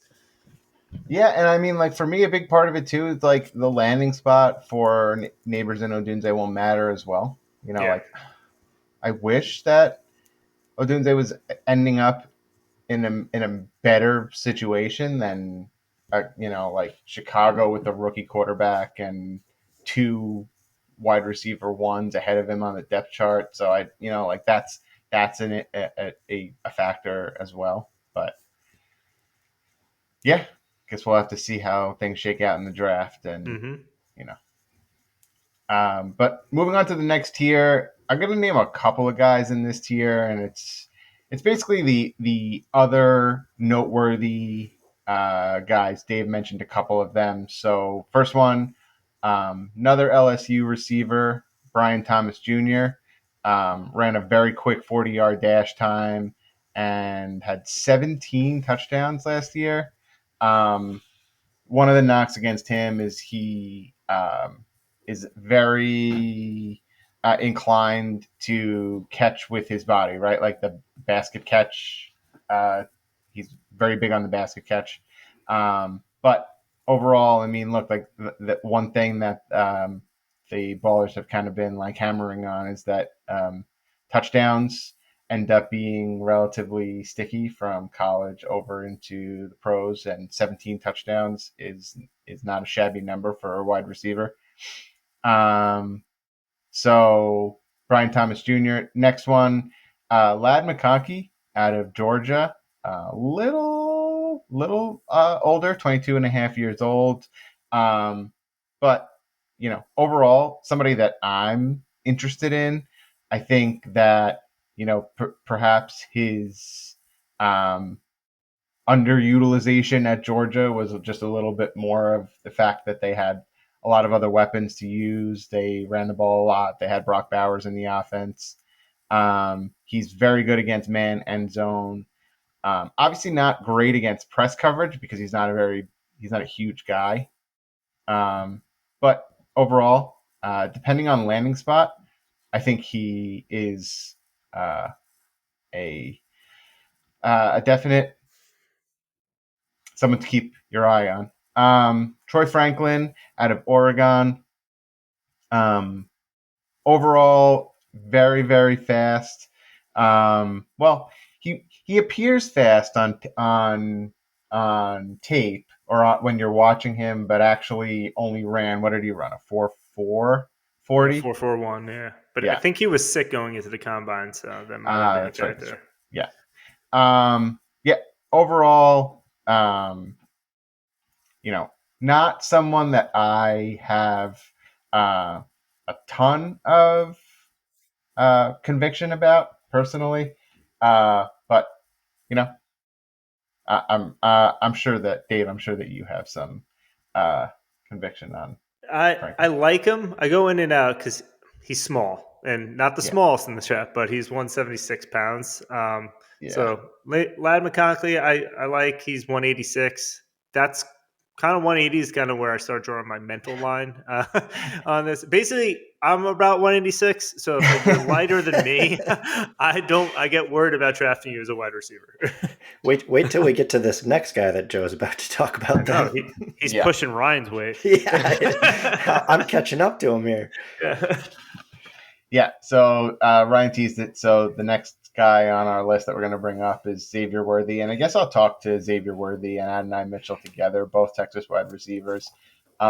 Worthy, I mean, they're opposites in terms of physical profile. Worthy is 5'11", 165, so just incredibly small and lightweight, but set the God, that record at was the me in middle combine. school. Yeah, seriously. Set the record at the combine for the fastest 40 time ever, 4.2140, which is pretty crazy. He got a lot of utilization at Texas, but like a lot of his utilization was kind of, especially this past year, behind the line of scrimmage stuff. Um, I think he's the kind of guy where I'm not really sure what the comp is going to be, right? Like, is he going to be someone like Tyreek Hill or Deshaun Jackson or something like that, where it's just going to be like more boom or bust type plays. Doesn't seem like he's got the body frame to be like a true possession receiver. So, um, yeah, a little bit of questions there. And then, like I mentioned, right, Adonai Mitchell, also out of Texas, um, pretty much the complete opposite in terms of physical profile, 205 pounds and 6'2" for Mitchell. He transferred from Georgia. Wasn't super utilized at Georgia, but overall, had a good combine, and um, it feels like um, his physical attributes and combine scores and what have you would suggest that he's a great prospect, but the fact that he was a little underutilized in college and kind of disappeared certain games and wasn't great with separation. Um, those are a little bit of red flags, and I think that's there are people that are out on Mitchell for those reasons. Overall, it's tough to say between the two Texas guys. Like Worthy obviously is the flashier and had the significantly more successful college career. But if you kind of think about uh, NFL physical profile for most wide receivers, then Mitchell seems to profile a little bit more like somebody who has the likelihood for a sustained career. So yeah, so that's pretty much our tier two, right? So Brian Thomas, McConkey, Troy Franklin, we talked a little bit about, and Worthy and Mitchell. Any other thoughts on those guys, or if we're ready to? I just feel like with Worthy's size, the landing spot for him is going to be a little more important than others, because if he ends up on a team that knows how to utilize him and has another wide receiver that's larger and complementary to him, I could see him having some success. But if he ends up on a team where they're really relying as him to kind of break things open, I could see him struggling. But yeah, no, other than that, I think you summed it up pretty good. Yeah, another talking about the miss rate on first rounders. I get worried. I keep thinking of this one player every time I think of Xavier Worthy, and it's Tavon Austin, who was the 8th overall pick by the Rams back in the day. He was 170. He was a little heavier, but he was only 5'8". But he was like super fast, and like people love speed. Um, I do think Xavier Worthy is, as far as speed merchants go, has more receiving chops than many have in the past. He's not only a straight line runner, but same thing with Troy Franklin. When you get to that weight level, I just get concerned. Troy Franklin, I can talk myself into it a bit more here and there. Maybe he can build out his frame a bit more. He has a lot of good underlying metrics, but I feel the safest with Brian Thomas Jr. and Lad McConkey of that group. And then I probably the next three, honestly, Troy Franklin, Xavier, and AD, is going to come down to draft capital and landing spot. That's really what's like. I can't rank them right now because that's really what's going to kind of align it for me. No, I'm with you. And then the last two guys we want to mention, this is our, like, I would say our last tier. Xavier Legette out of South Carolina. I am out on him personally. Same. I can't do it. I want to be in, but I can't. He's an older guy, and he had 5 years of college. Production. First 4 years was trash, basically average at best, and really just not good. He never eclipsed 170 yards. Really, just not in a good. Season, not in a game. Yeah, and then last year he dominated at like Dave mentioned earlier, right? Like that, men playing against boys type situation, right? Like he's 23 years old. He's a big guy. He's 220 pounds. Like I think this is a situation where he just kind of had a little bit of success because he was bigger and older and stronger than a lot of the DBs. And I don't necessarily love his upside, but again, like where he gets drafted and what situation, if there's significant capital invested, that is not, like going to be something you can look away from. Maybe he'll be worthwhile if the price is right, but my hopes aren't extremely high. And then the last one, Keon Coleman out of FSU, 6'3", 213, very young, 20, almost 21 years old. But definitely some varying opinions on Coleman out there. But he does have a bit of success against zone, which we mentioned earlier, could be an indicator of success in the current NFL. But there's the possibility. I think I personally haven't dug in on the perception, but it does seem like in the show doc here, Dave did note that Matt Harmon does actually kind of see a path for Coleman to success. I'm curious if there's additional thoughts that he has on that one, because he has a path, but I wouldn't mark it as it's a high likelihood. He does. So Matt Harmon doesn't. Based on his profile, the only way he really can succeed is if he becomes what they call a big slot, which is kind of what Juju was. Like a lot of times when people think of slot's just a small little guy, but you can put a bigger player in the slot. Kind of what CD Lamb was doing this year as well. He's playing a lot there, and they can really thrive there. If he can get in that type of role, he could probably find some level of success. But if you're going to put him on the outside, it's not going to work. The guy just doesn't really have the receiving chops for that. But yeah, and the Legette thing, I agree. I get Treylon Burke vibes with Legette from that, because I was a sucker for Treylon Burks in another league. He just outbodied people, but it was very gimmicky screen catches, and he was bigger and stronger and faster than the defense. But they're not good wide receivers, which I personally have grown to. I don't like contested catch guys. I don't like guys who only were contested catch guys anymore, because that means you can't separate. I always like separation. To me is like the biggest thing. Like Garrett Wilson was a great separator, and Treylon Burks wasn't. That should have been the key deciding factor there. And I feel like a lot of people, myself included, made that wrong choice at the pass. So, both these guys, I have concerns with that ability because I don't think they separate as much and they rely too much on physical skills to get open in college.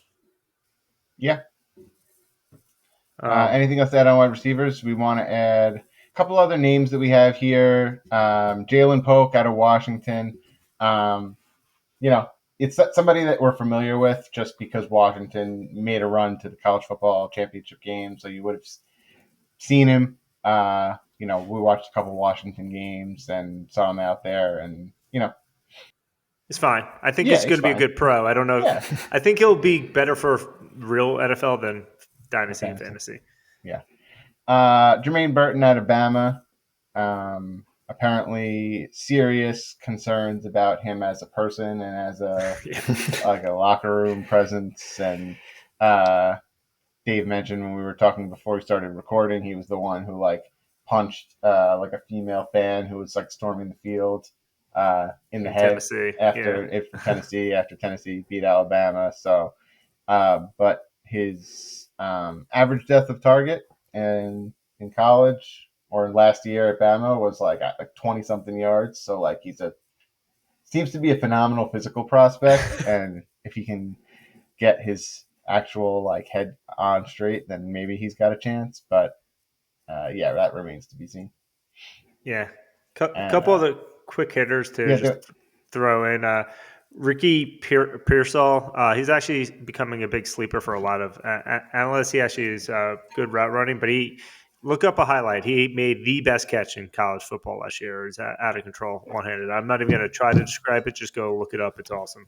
Malachi Corley is the small school wide receiver this year that people go for. He goes by Yak King because he creates a lot of yards after catch. He's a fun guy to look in and watch his highlights as well. Be interested to see where he lands. And Roman Wilson is your resident senior game or Senior Bowl hype winner. He was out of Michigan. Everyone kept talking about him. That happens every year. There's always one Senior Bowl guy who everyone loves, and this year it's Roman Wilson. So not much to go into. It'd be interesting to see where these guys land as well. But yeah, a lot of names, I think, in the wide receiver world. So I think this is going to be what we're watching in the draft, right, guys? Yeah, absolutely. All right, going to dive into running backs real quick, and I'm just going to keep it as one big tier, but just a quick breakdown of running backs. The hit rate Joe alluded to, first round, unfortunately, none of them are going to be first rounders this year, but typically if you're in draft first round, you hit an 84% rate, and that means that you had 11.5 points per game, and you've been around in the league for at least 3 years for that hit rate. Second round, still pretty high, 48%. Third round, not bad, it's 38%. So second and third round, reminder, those are day 2 picks. But if you move out of day 2 overall was 43%. But if you go into day 3, it drops to 12%. So this is why making sure you have day 1 or day 2 capital for your running backs is so crucial. And all these guys, and you'll see this, that's why I'm grouping all together. No analyst has the same order at all. No analyst has the same number 1 running back pick going all. Most people do lean Benson or Brooks, which I'll get into, but it varies. It's really going to depend on landing spot and draft capital. So grouping these all guys together, but the main names that we're keeping an eye on are Trey Benson out of FSU. He's 21.7 years old. He's got prototypical running back size of 6 foot 216. He has the RB1 build. He's very explosive. He's a one-cut runner, great balance. He can catch the ball. He's a very solid pick. And if he goes somewhere to the Cowboys, again, this guy will be wheels up and be a top. There's always a top 12 in RB1 who's a rookie every year. And I think the top 24 has 3 rookies every year. So this is a good chance that Trey Benson ends up in a position where he can kind of be a top running back next year. Then another guy is Jonathan Brooks out of Texas. Same build as Benson. He's about a year younger. And if it wasn't for recovering from an ACL injury that he tore in November 2023, he would probably be the clear-cut one, but he's recovering from an injury. He couldn't do any real testing, and his rookie year could be inhibited a little bit, although they're saying he should be healthy by training camp in July. But again, some people still already have him as the RB1 despite this injury. And he played behind Bijan Robinson and Roschon Johnson early in his career, but he showed up big time last year. And he can also catch the ball. So this guy looks like the full complete back, just recovering from injury. Another guy is Braylon Allen out of Wisconsin. This is the youngest running back or potential prospect we've ever had. He graduated high school a year early, so he is like super, super young. He's literally just 20 years old. He's huge, though. He's 6'1", 235 pounds. He's a bruiser. And he doesn't have real true breakaway speed, so you're not going to get a lot of runs over 20 yards per carry, but 20 yards in a carry, but he'll be chipping away. I kind of think of like a lighter version of Derrick Henry. Derrick Henry could break away, but how someone wears down on you on the defense, Braylon Allen seems to have that build. And he can catch the ball well enough. So again, this is another player, depending on where he lands, if he gets enough workload, could be pretty valuable or potentially get like a goal line role. Blake Corum. This guy is itty bitty and very old. Not things I like out of my running back prospects. He's 5'8", 205, and is 23 and a half years old. He's also not very fast, which also I don't like seeing out of my running back prospects. So basically, I'm not super high on Blake Corum myself. He's out of Michigan. I'm sorry, Adam. He's a champion, but he doesn't really have he doesn't do anything special, but he also he was just solid everywhere around. But the one thing that he was very good at, and Joe alluded to this before, is scoring touchdowns. And that is the stickiest stat, especially for running backs, to success. He had 27 touchdowns alone last year and 18 the year before that. It's like crazy numbers there. So usually guys who score touchdowns, running backs translate to NFL. And again, we'll see where he lands. He's probably just going to be like a super boring RB2 if I had to be there. No one I get excited about, but I'm sure he'll end up being useful. But I personally, and this is my own, I haven't read this anywhere else, I get Devin Singletary vibes because Devin Singletary was another small, not fast running back who scored a ton of touchdowns in college.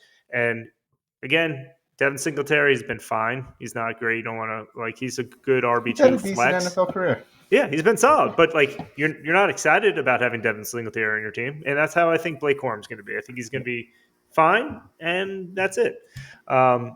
Jalen Wright. Now, this is where I get a sucker for a player who probably is going to flame out. But Jalen Wright out of Tennessee, he has a pretty good build at 5'11", 210. But this guy is like the fast, explosive back out of the group.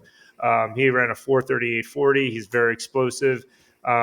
He actually, when he ran his 40 time, the first 5 yards, his speed got up to over 15 miles per hour, which was faster than Achane and Gibbs last year. So this guy gets fast and gets his top speed very, very quickly. So I think depending where he lands, if he gets in the right offensive scheme, this guy could actually be a huge home run hitter and have similar seasons like Gibbs and Achane. There is a lot more downside to him. I think the other guys are safer and true all-around backs, but Jalen Wright is someone who I'm personally keeping more of an eye on. A few other names just throw out there. Ray Davis, his guy, he's good. More of a good story. He grew up homeless and kind of figured out a way. He went to 3 different schools, Temple, Vandy, and Kentucky. Successful, but he's very old, 24-and-a-half-year-old. Bucky Irving out of Oregon, probably more of a pass-catching third down role, so we'll see where he lands up. Aldrick Estime out of Notre Dame. He's kind of slow, but again, he's kind of a bigger back, and he can handle the workload, but he's more of a linear runner. He has good enough vision, a good enough catcher. He could maybe end up in round 3. And then Marshawn Lloyd out of USC. Solid speed, loves to get outside, but he's not really good with great vision, so he kind of just likes getting outside. He's not good between the tackles, being patient, and he also has pretty poor ball security, which is not what you want when you're in the NFL. But yeah, those are all the NFL guys, running backs, and honestly, they could be drafted in any order, so it's hard for me to really tier them. But I don't know if you guys have different thoughts or other guys you're really a fan of. Dave, you're not excited that Singletary is on the Giants? It's fine. I'm excited that it's not a huge cap hit. I feel like they could have gone cheaper, though. Yeah, no, I mean, in terms of the rookies, like you said, I think it all really just depends on the draft capital. There's been talk that none of them even go in the second round. So, if 1 or 2 creep into the second round and they end up in a good situation on a good team, then they could be a good rookie pick. But yeah, a lot is just up in the air in terms of their situation. So I think we kind of have to wait to really say too much about the order of these guys.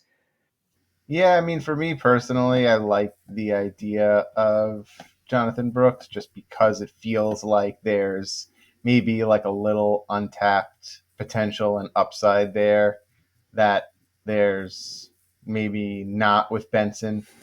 Not that there's not with Benson, but the fact that Brooks, like, we haven't seen so much of him because he was behind B. John Robinson and because he was behind Roshan Johnson. And yeah, he's recovering from an ACL injury, but Trey Benson has already recovered from that same ACL injury. So, it's like that's not as much of a death sentence. He's a year and a half younger than Benson. Um, Similar physical build. So between the two, I'm maybe a little more excited for Brooks. Um, and the rest of the guys, Blake Corum's the type of guy who I think you can draft in the mid rounds, and he's a good pick for your actual NFL team.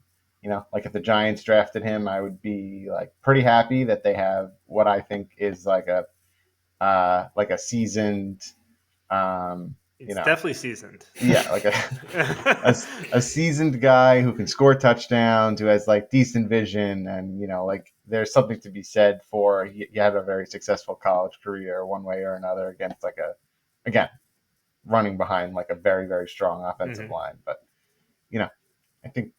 I think he'll be a better NFL running back than he will be a fantasy running back. So yeah, I could see that.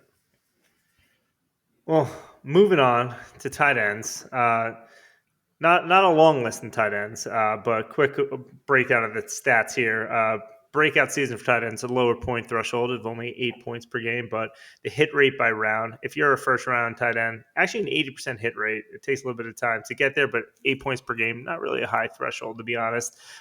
Second round, it drops to 38%. Third round, 27%. Fourth round still kicks around at 26%, but after that, it's like plummeting. Myself too. I like in the fourth or fifth round of rookie drafts, I'm always picking like sixth and seventh round tight ends. It's always a waste. These guys never hit. But the breakout by age, 79 breakout before age 26. And actually, a lot of them break out about 32 breakout in age 25 alone. So it takes a couple of years, and we've known this for a little bit that tight ends break out a little bit later. But if they're breaking out, if you have them and they're 27 or older, you kind of know what they are already. And breakout by season, 61% breakout by the first 3 years. So you start seeing like trends, and like they can really, really break out later, like to be a top 10 tight end, but like you start understanding what they are after 3 years. But this year, there's really only one tight end that people really care about. It's Brock Bowers out of Georgia. He's a little shorter than you want from a typical tight end. He's 6'3" at 243, but this is everyone views as a generational tight end talent. He's more of like a kind of a large wide receiver with the way he moves and runs. Even as a freshman, so we've been waiting like 3 years for him to get into the draft. He was like the focal point of the Georgia offense, racking up yards after catch, making wild catches, always getting open. I have a hard time seeing this guy not ultimately ending up being a top 10 tight end at some point. Can he break the top 3-5? We'll see what happens there. That's a little bit hard to do consistently, but he has great hands. He has everything you're wanting out of a pass catching tight end. So again, it's always risky. People are trying to potentially drafting Bowers at like as early as the 4th pick. That is team dependent and your flavor of risk if you want to do that or not. I cannot tell you yes or no. I could maybe see the upside of that. Like obviously getting a guy like Sam Laporta this past year was great, but you didn't draft Sam Laporta at the 4th pick. You drafted him in like the 2nd round. So we'll see where he ultimately ends up. And then quickly 2 other names, and I'll see if you guys have thoughts on tight ends in general, is Jatavian Sanders out of Texas, another big body tight end. He's currently the favorite, I believe, still to go as the 2nd tight end off the board. He was very productive at Texas as well and had a pretty good 40 time overall. And then Bennett, I can never get this guy's name, Ben Sennett, I think is his name, out of K-State, Kansas State. He's got great size. He is an unbelievable blocker. He actually played fullback as well for them, and he had unbelievable RAS, which is your relatively athletic score, which is like weight adjusted for your 40 time and your burst and your like vertical and broad jump. And he was unbelievable at it. And this guy is the one who's rising up and could be the 2nd tight end drafted in this year's draft. He's becoming a favorite sleeper because he can block so well and he was a big focal point of the Kansas State offense this past year. But those are just two names. We'll see. Those are in the rookie drafts. I would be surprised if anyone takes these guys before the third round, but just someone to keep in mind because they should get day 2 capital. Yeah, and I'm glad you brought up Sam Laporta, Dave, because I feel like he's almost helping Brock Bowers' hype a little bit. Not that I don't think Brock Bowers is a generational talent. I do think he's really, really good, and a tight end like him doesn't come around very often, but we saw what Laporta did last year as a rookie, and I think everyone's kind of expecting something similar from Bowers right off the bat.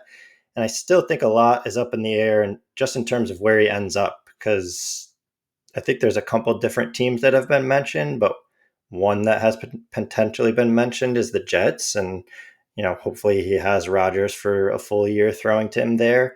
But it'll be interesting to see where he ends up. I just think the Laporta season last year has done a lot for his hype in terms of Dynasty. I think rookie tight ends in general are going to get overdrafted because of Laporta. Exactly. Yeah. It's definitely made a big difference. Yeah, not a lot for me, except, we talk about hit rate by round. 80% tight ends drafted in the first round hit rate, which makes Kyle Pitts being in the 20% hurt even more. He had one. Maybe his rookie year might have counted, but he hasn't I know.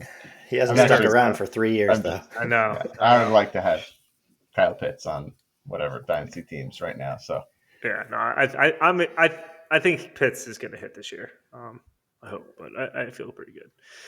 With that being said, we broke down the rookies. Hope you guys like that. Hope that will make your draft viewing experience better. But with that being said, with these rookies coming in, that puts other veterans potentially on notice. So are there any veterans that you guys see that could potentially see a negative impact to their role because of the draft?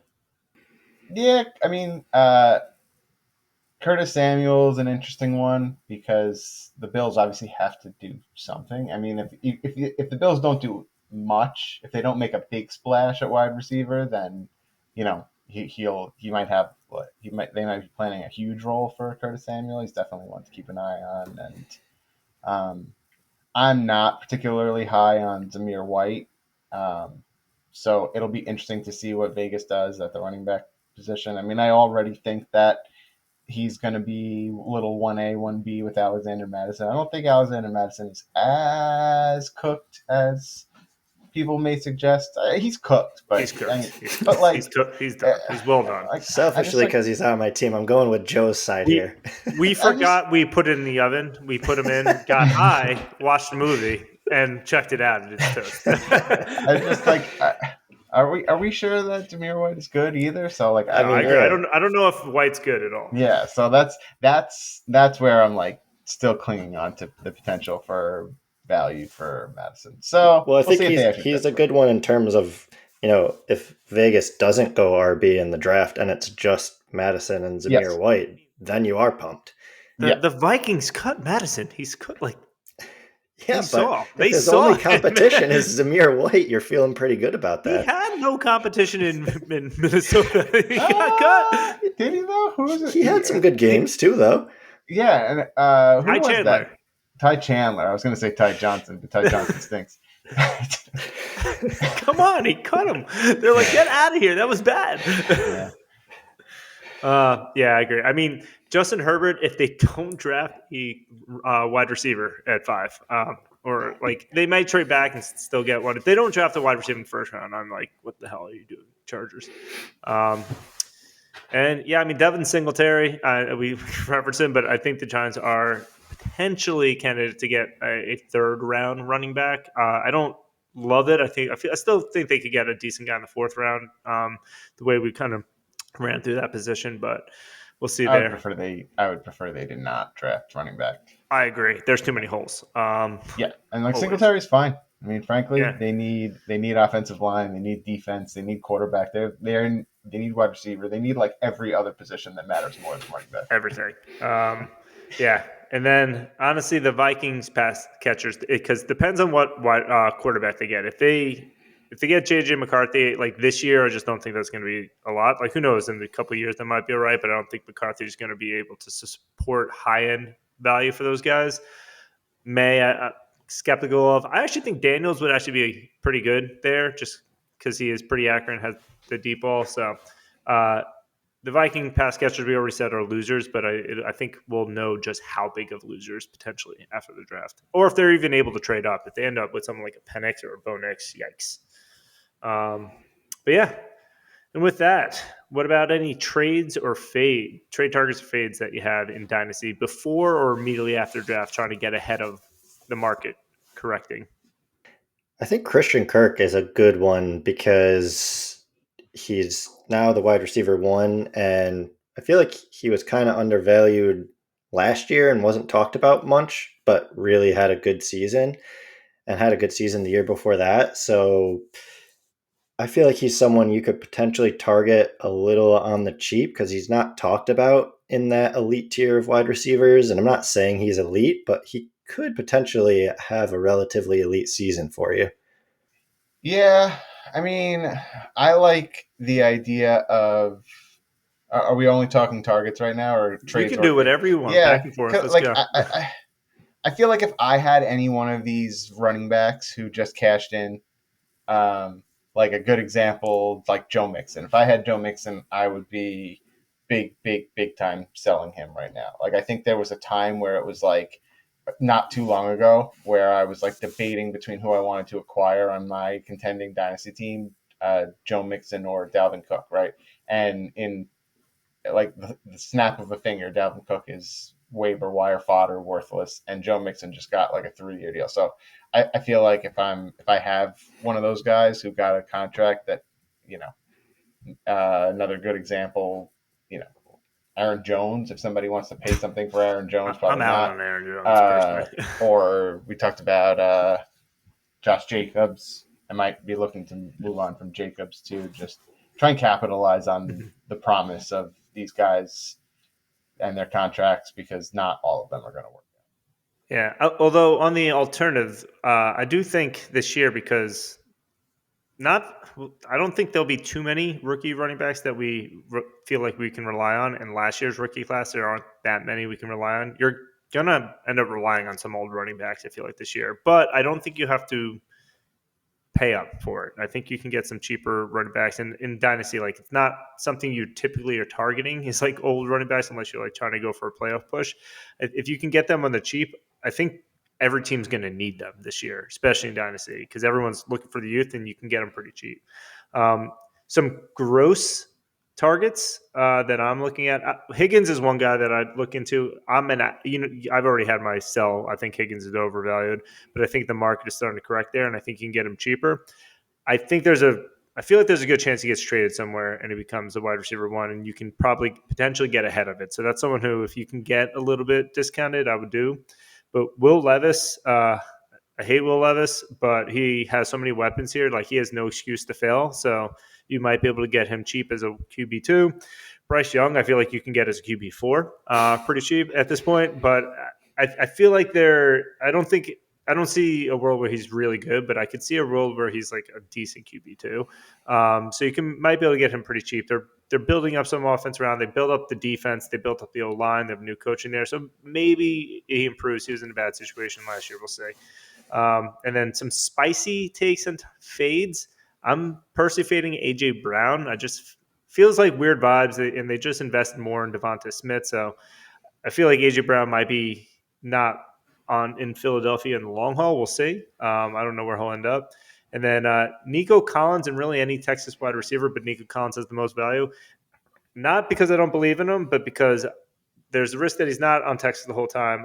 Also, the fact that like a lot of people are pumped just to be part of that offense with CJ Stroud. I think it's gonna be hard to predict or consistently to count on any of them to be high end options week in and week out. I think they all will have high end weeks. I just don't know if it'll be consistent week. I think they'll all take turns there. So I think you'll be able to cash in. I think he's more of like a high end 2 right now, maybe like mid year 2. I think you could probably get really good value for them. So not someone who I think is going to fall off. I just think their value is higher than their production will be. Yeah, I think it's a great point with the Texans. We talked about them so much at the beginning just because they have basically a star at every position, but you can only score so many touchdowns every week. So some of those guys are definitely going to have roller coaster seasons. And with that, we're going to close this out. Let's hear a bold prediction that you guys have for the draft. See if these pay out or not. If anyone else is going to follow along with our bold predictions. But Ryan, what's your bold prediction? I mean, we mentioned it a little bit. I don't know if it's so much a bold prediction as a hope, but I'm hoping the Bills trade up for an elite wide receiver. I just think they need to make a move now. They got Josh Allen in his prime. It seems to me like they're missing that elite wide receiver. I can't imagine Curtis Samuel can be your wide receiver 1 right now, and you still have Super Bowl hopes. So I'm hoping they trade up for an elite wide receiver. Yeah, I'll jump in. I have one hope that I just want to throw out there because I want to get in the universe, is that Marvin Harrison Jr. falls to the Giants because the Cards trade out of the 4th pick for a quarterback needy team, and the Chargers go Joe Alt. So fingers crossed for that. But I don't think it's going to happen. But really, my prediction is that both Penix and Nick slip out of the 2nd round, actually. So they're frequently mock drafted the 1st and at least in the 2nd. I think that's just how mocks have. They push up quarterbacks, as I mentioned. I think they're more 3rd round talents, so I'm pushing them out of the 2nd round. What about you, Joe? Yeah, I don't have a ton that bold, honestly. I think that a team that we're not expecting to move up to take a quarterback is going to move up to take a quarterback. There's been a lot of smoke with Minnesota, but there's a lot of QB needy teams, not the least of which include the Giants. And I think you're going to see one of these teams kind of come out of nowhere and sneak in there, grab that number 3 or number 4 spot, and draft a quarterback ahead of some of these other teams that we've been focusing our attention on. Love it. Love smoke screen season by the NFL teams. But guys, we just eclipsed the 2-hour mark. We did it. And with that, I want to thank all listeners for sticking with us. Maybe it was multiple listens, but you got through it. Have an awesome NFL draft. Thank you so much, guys.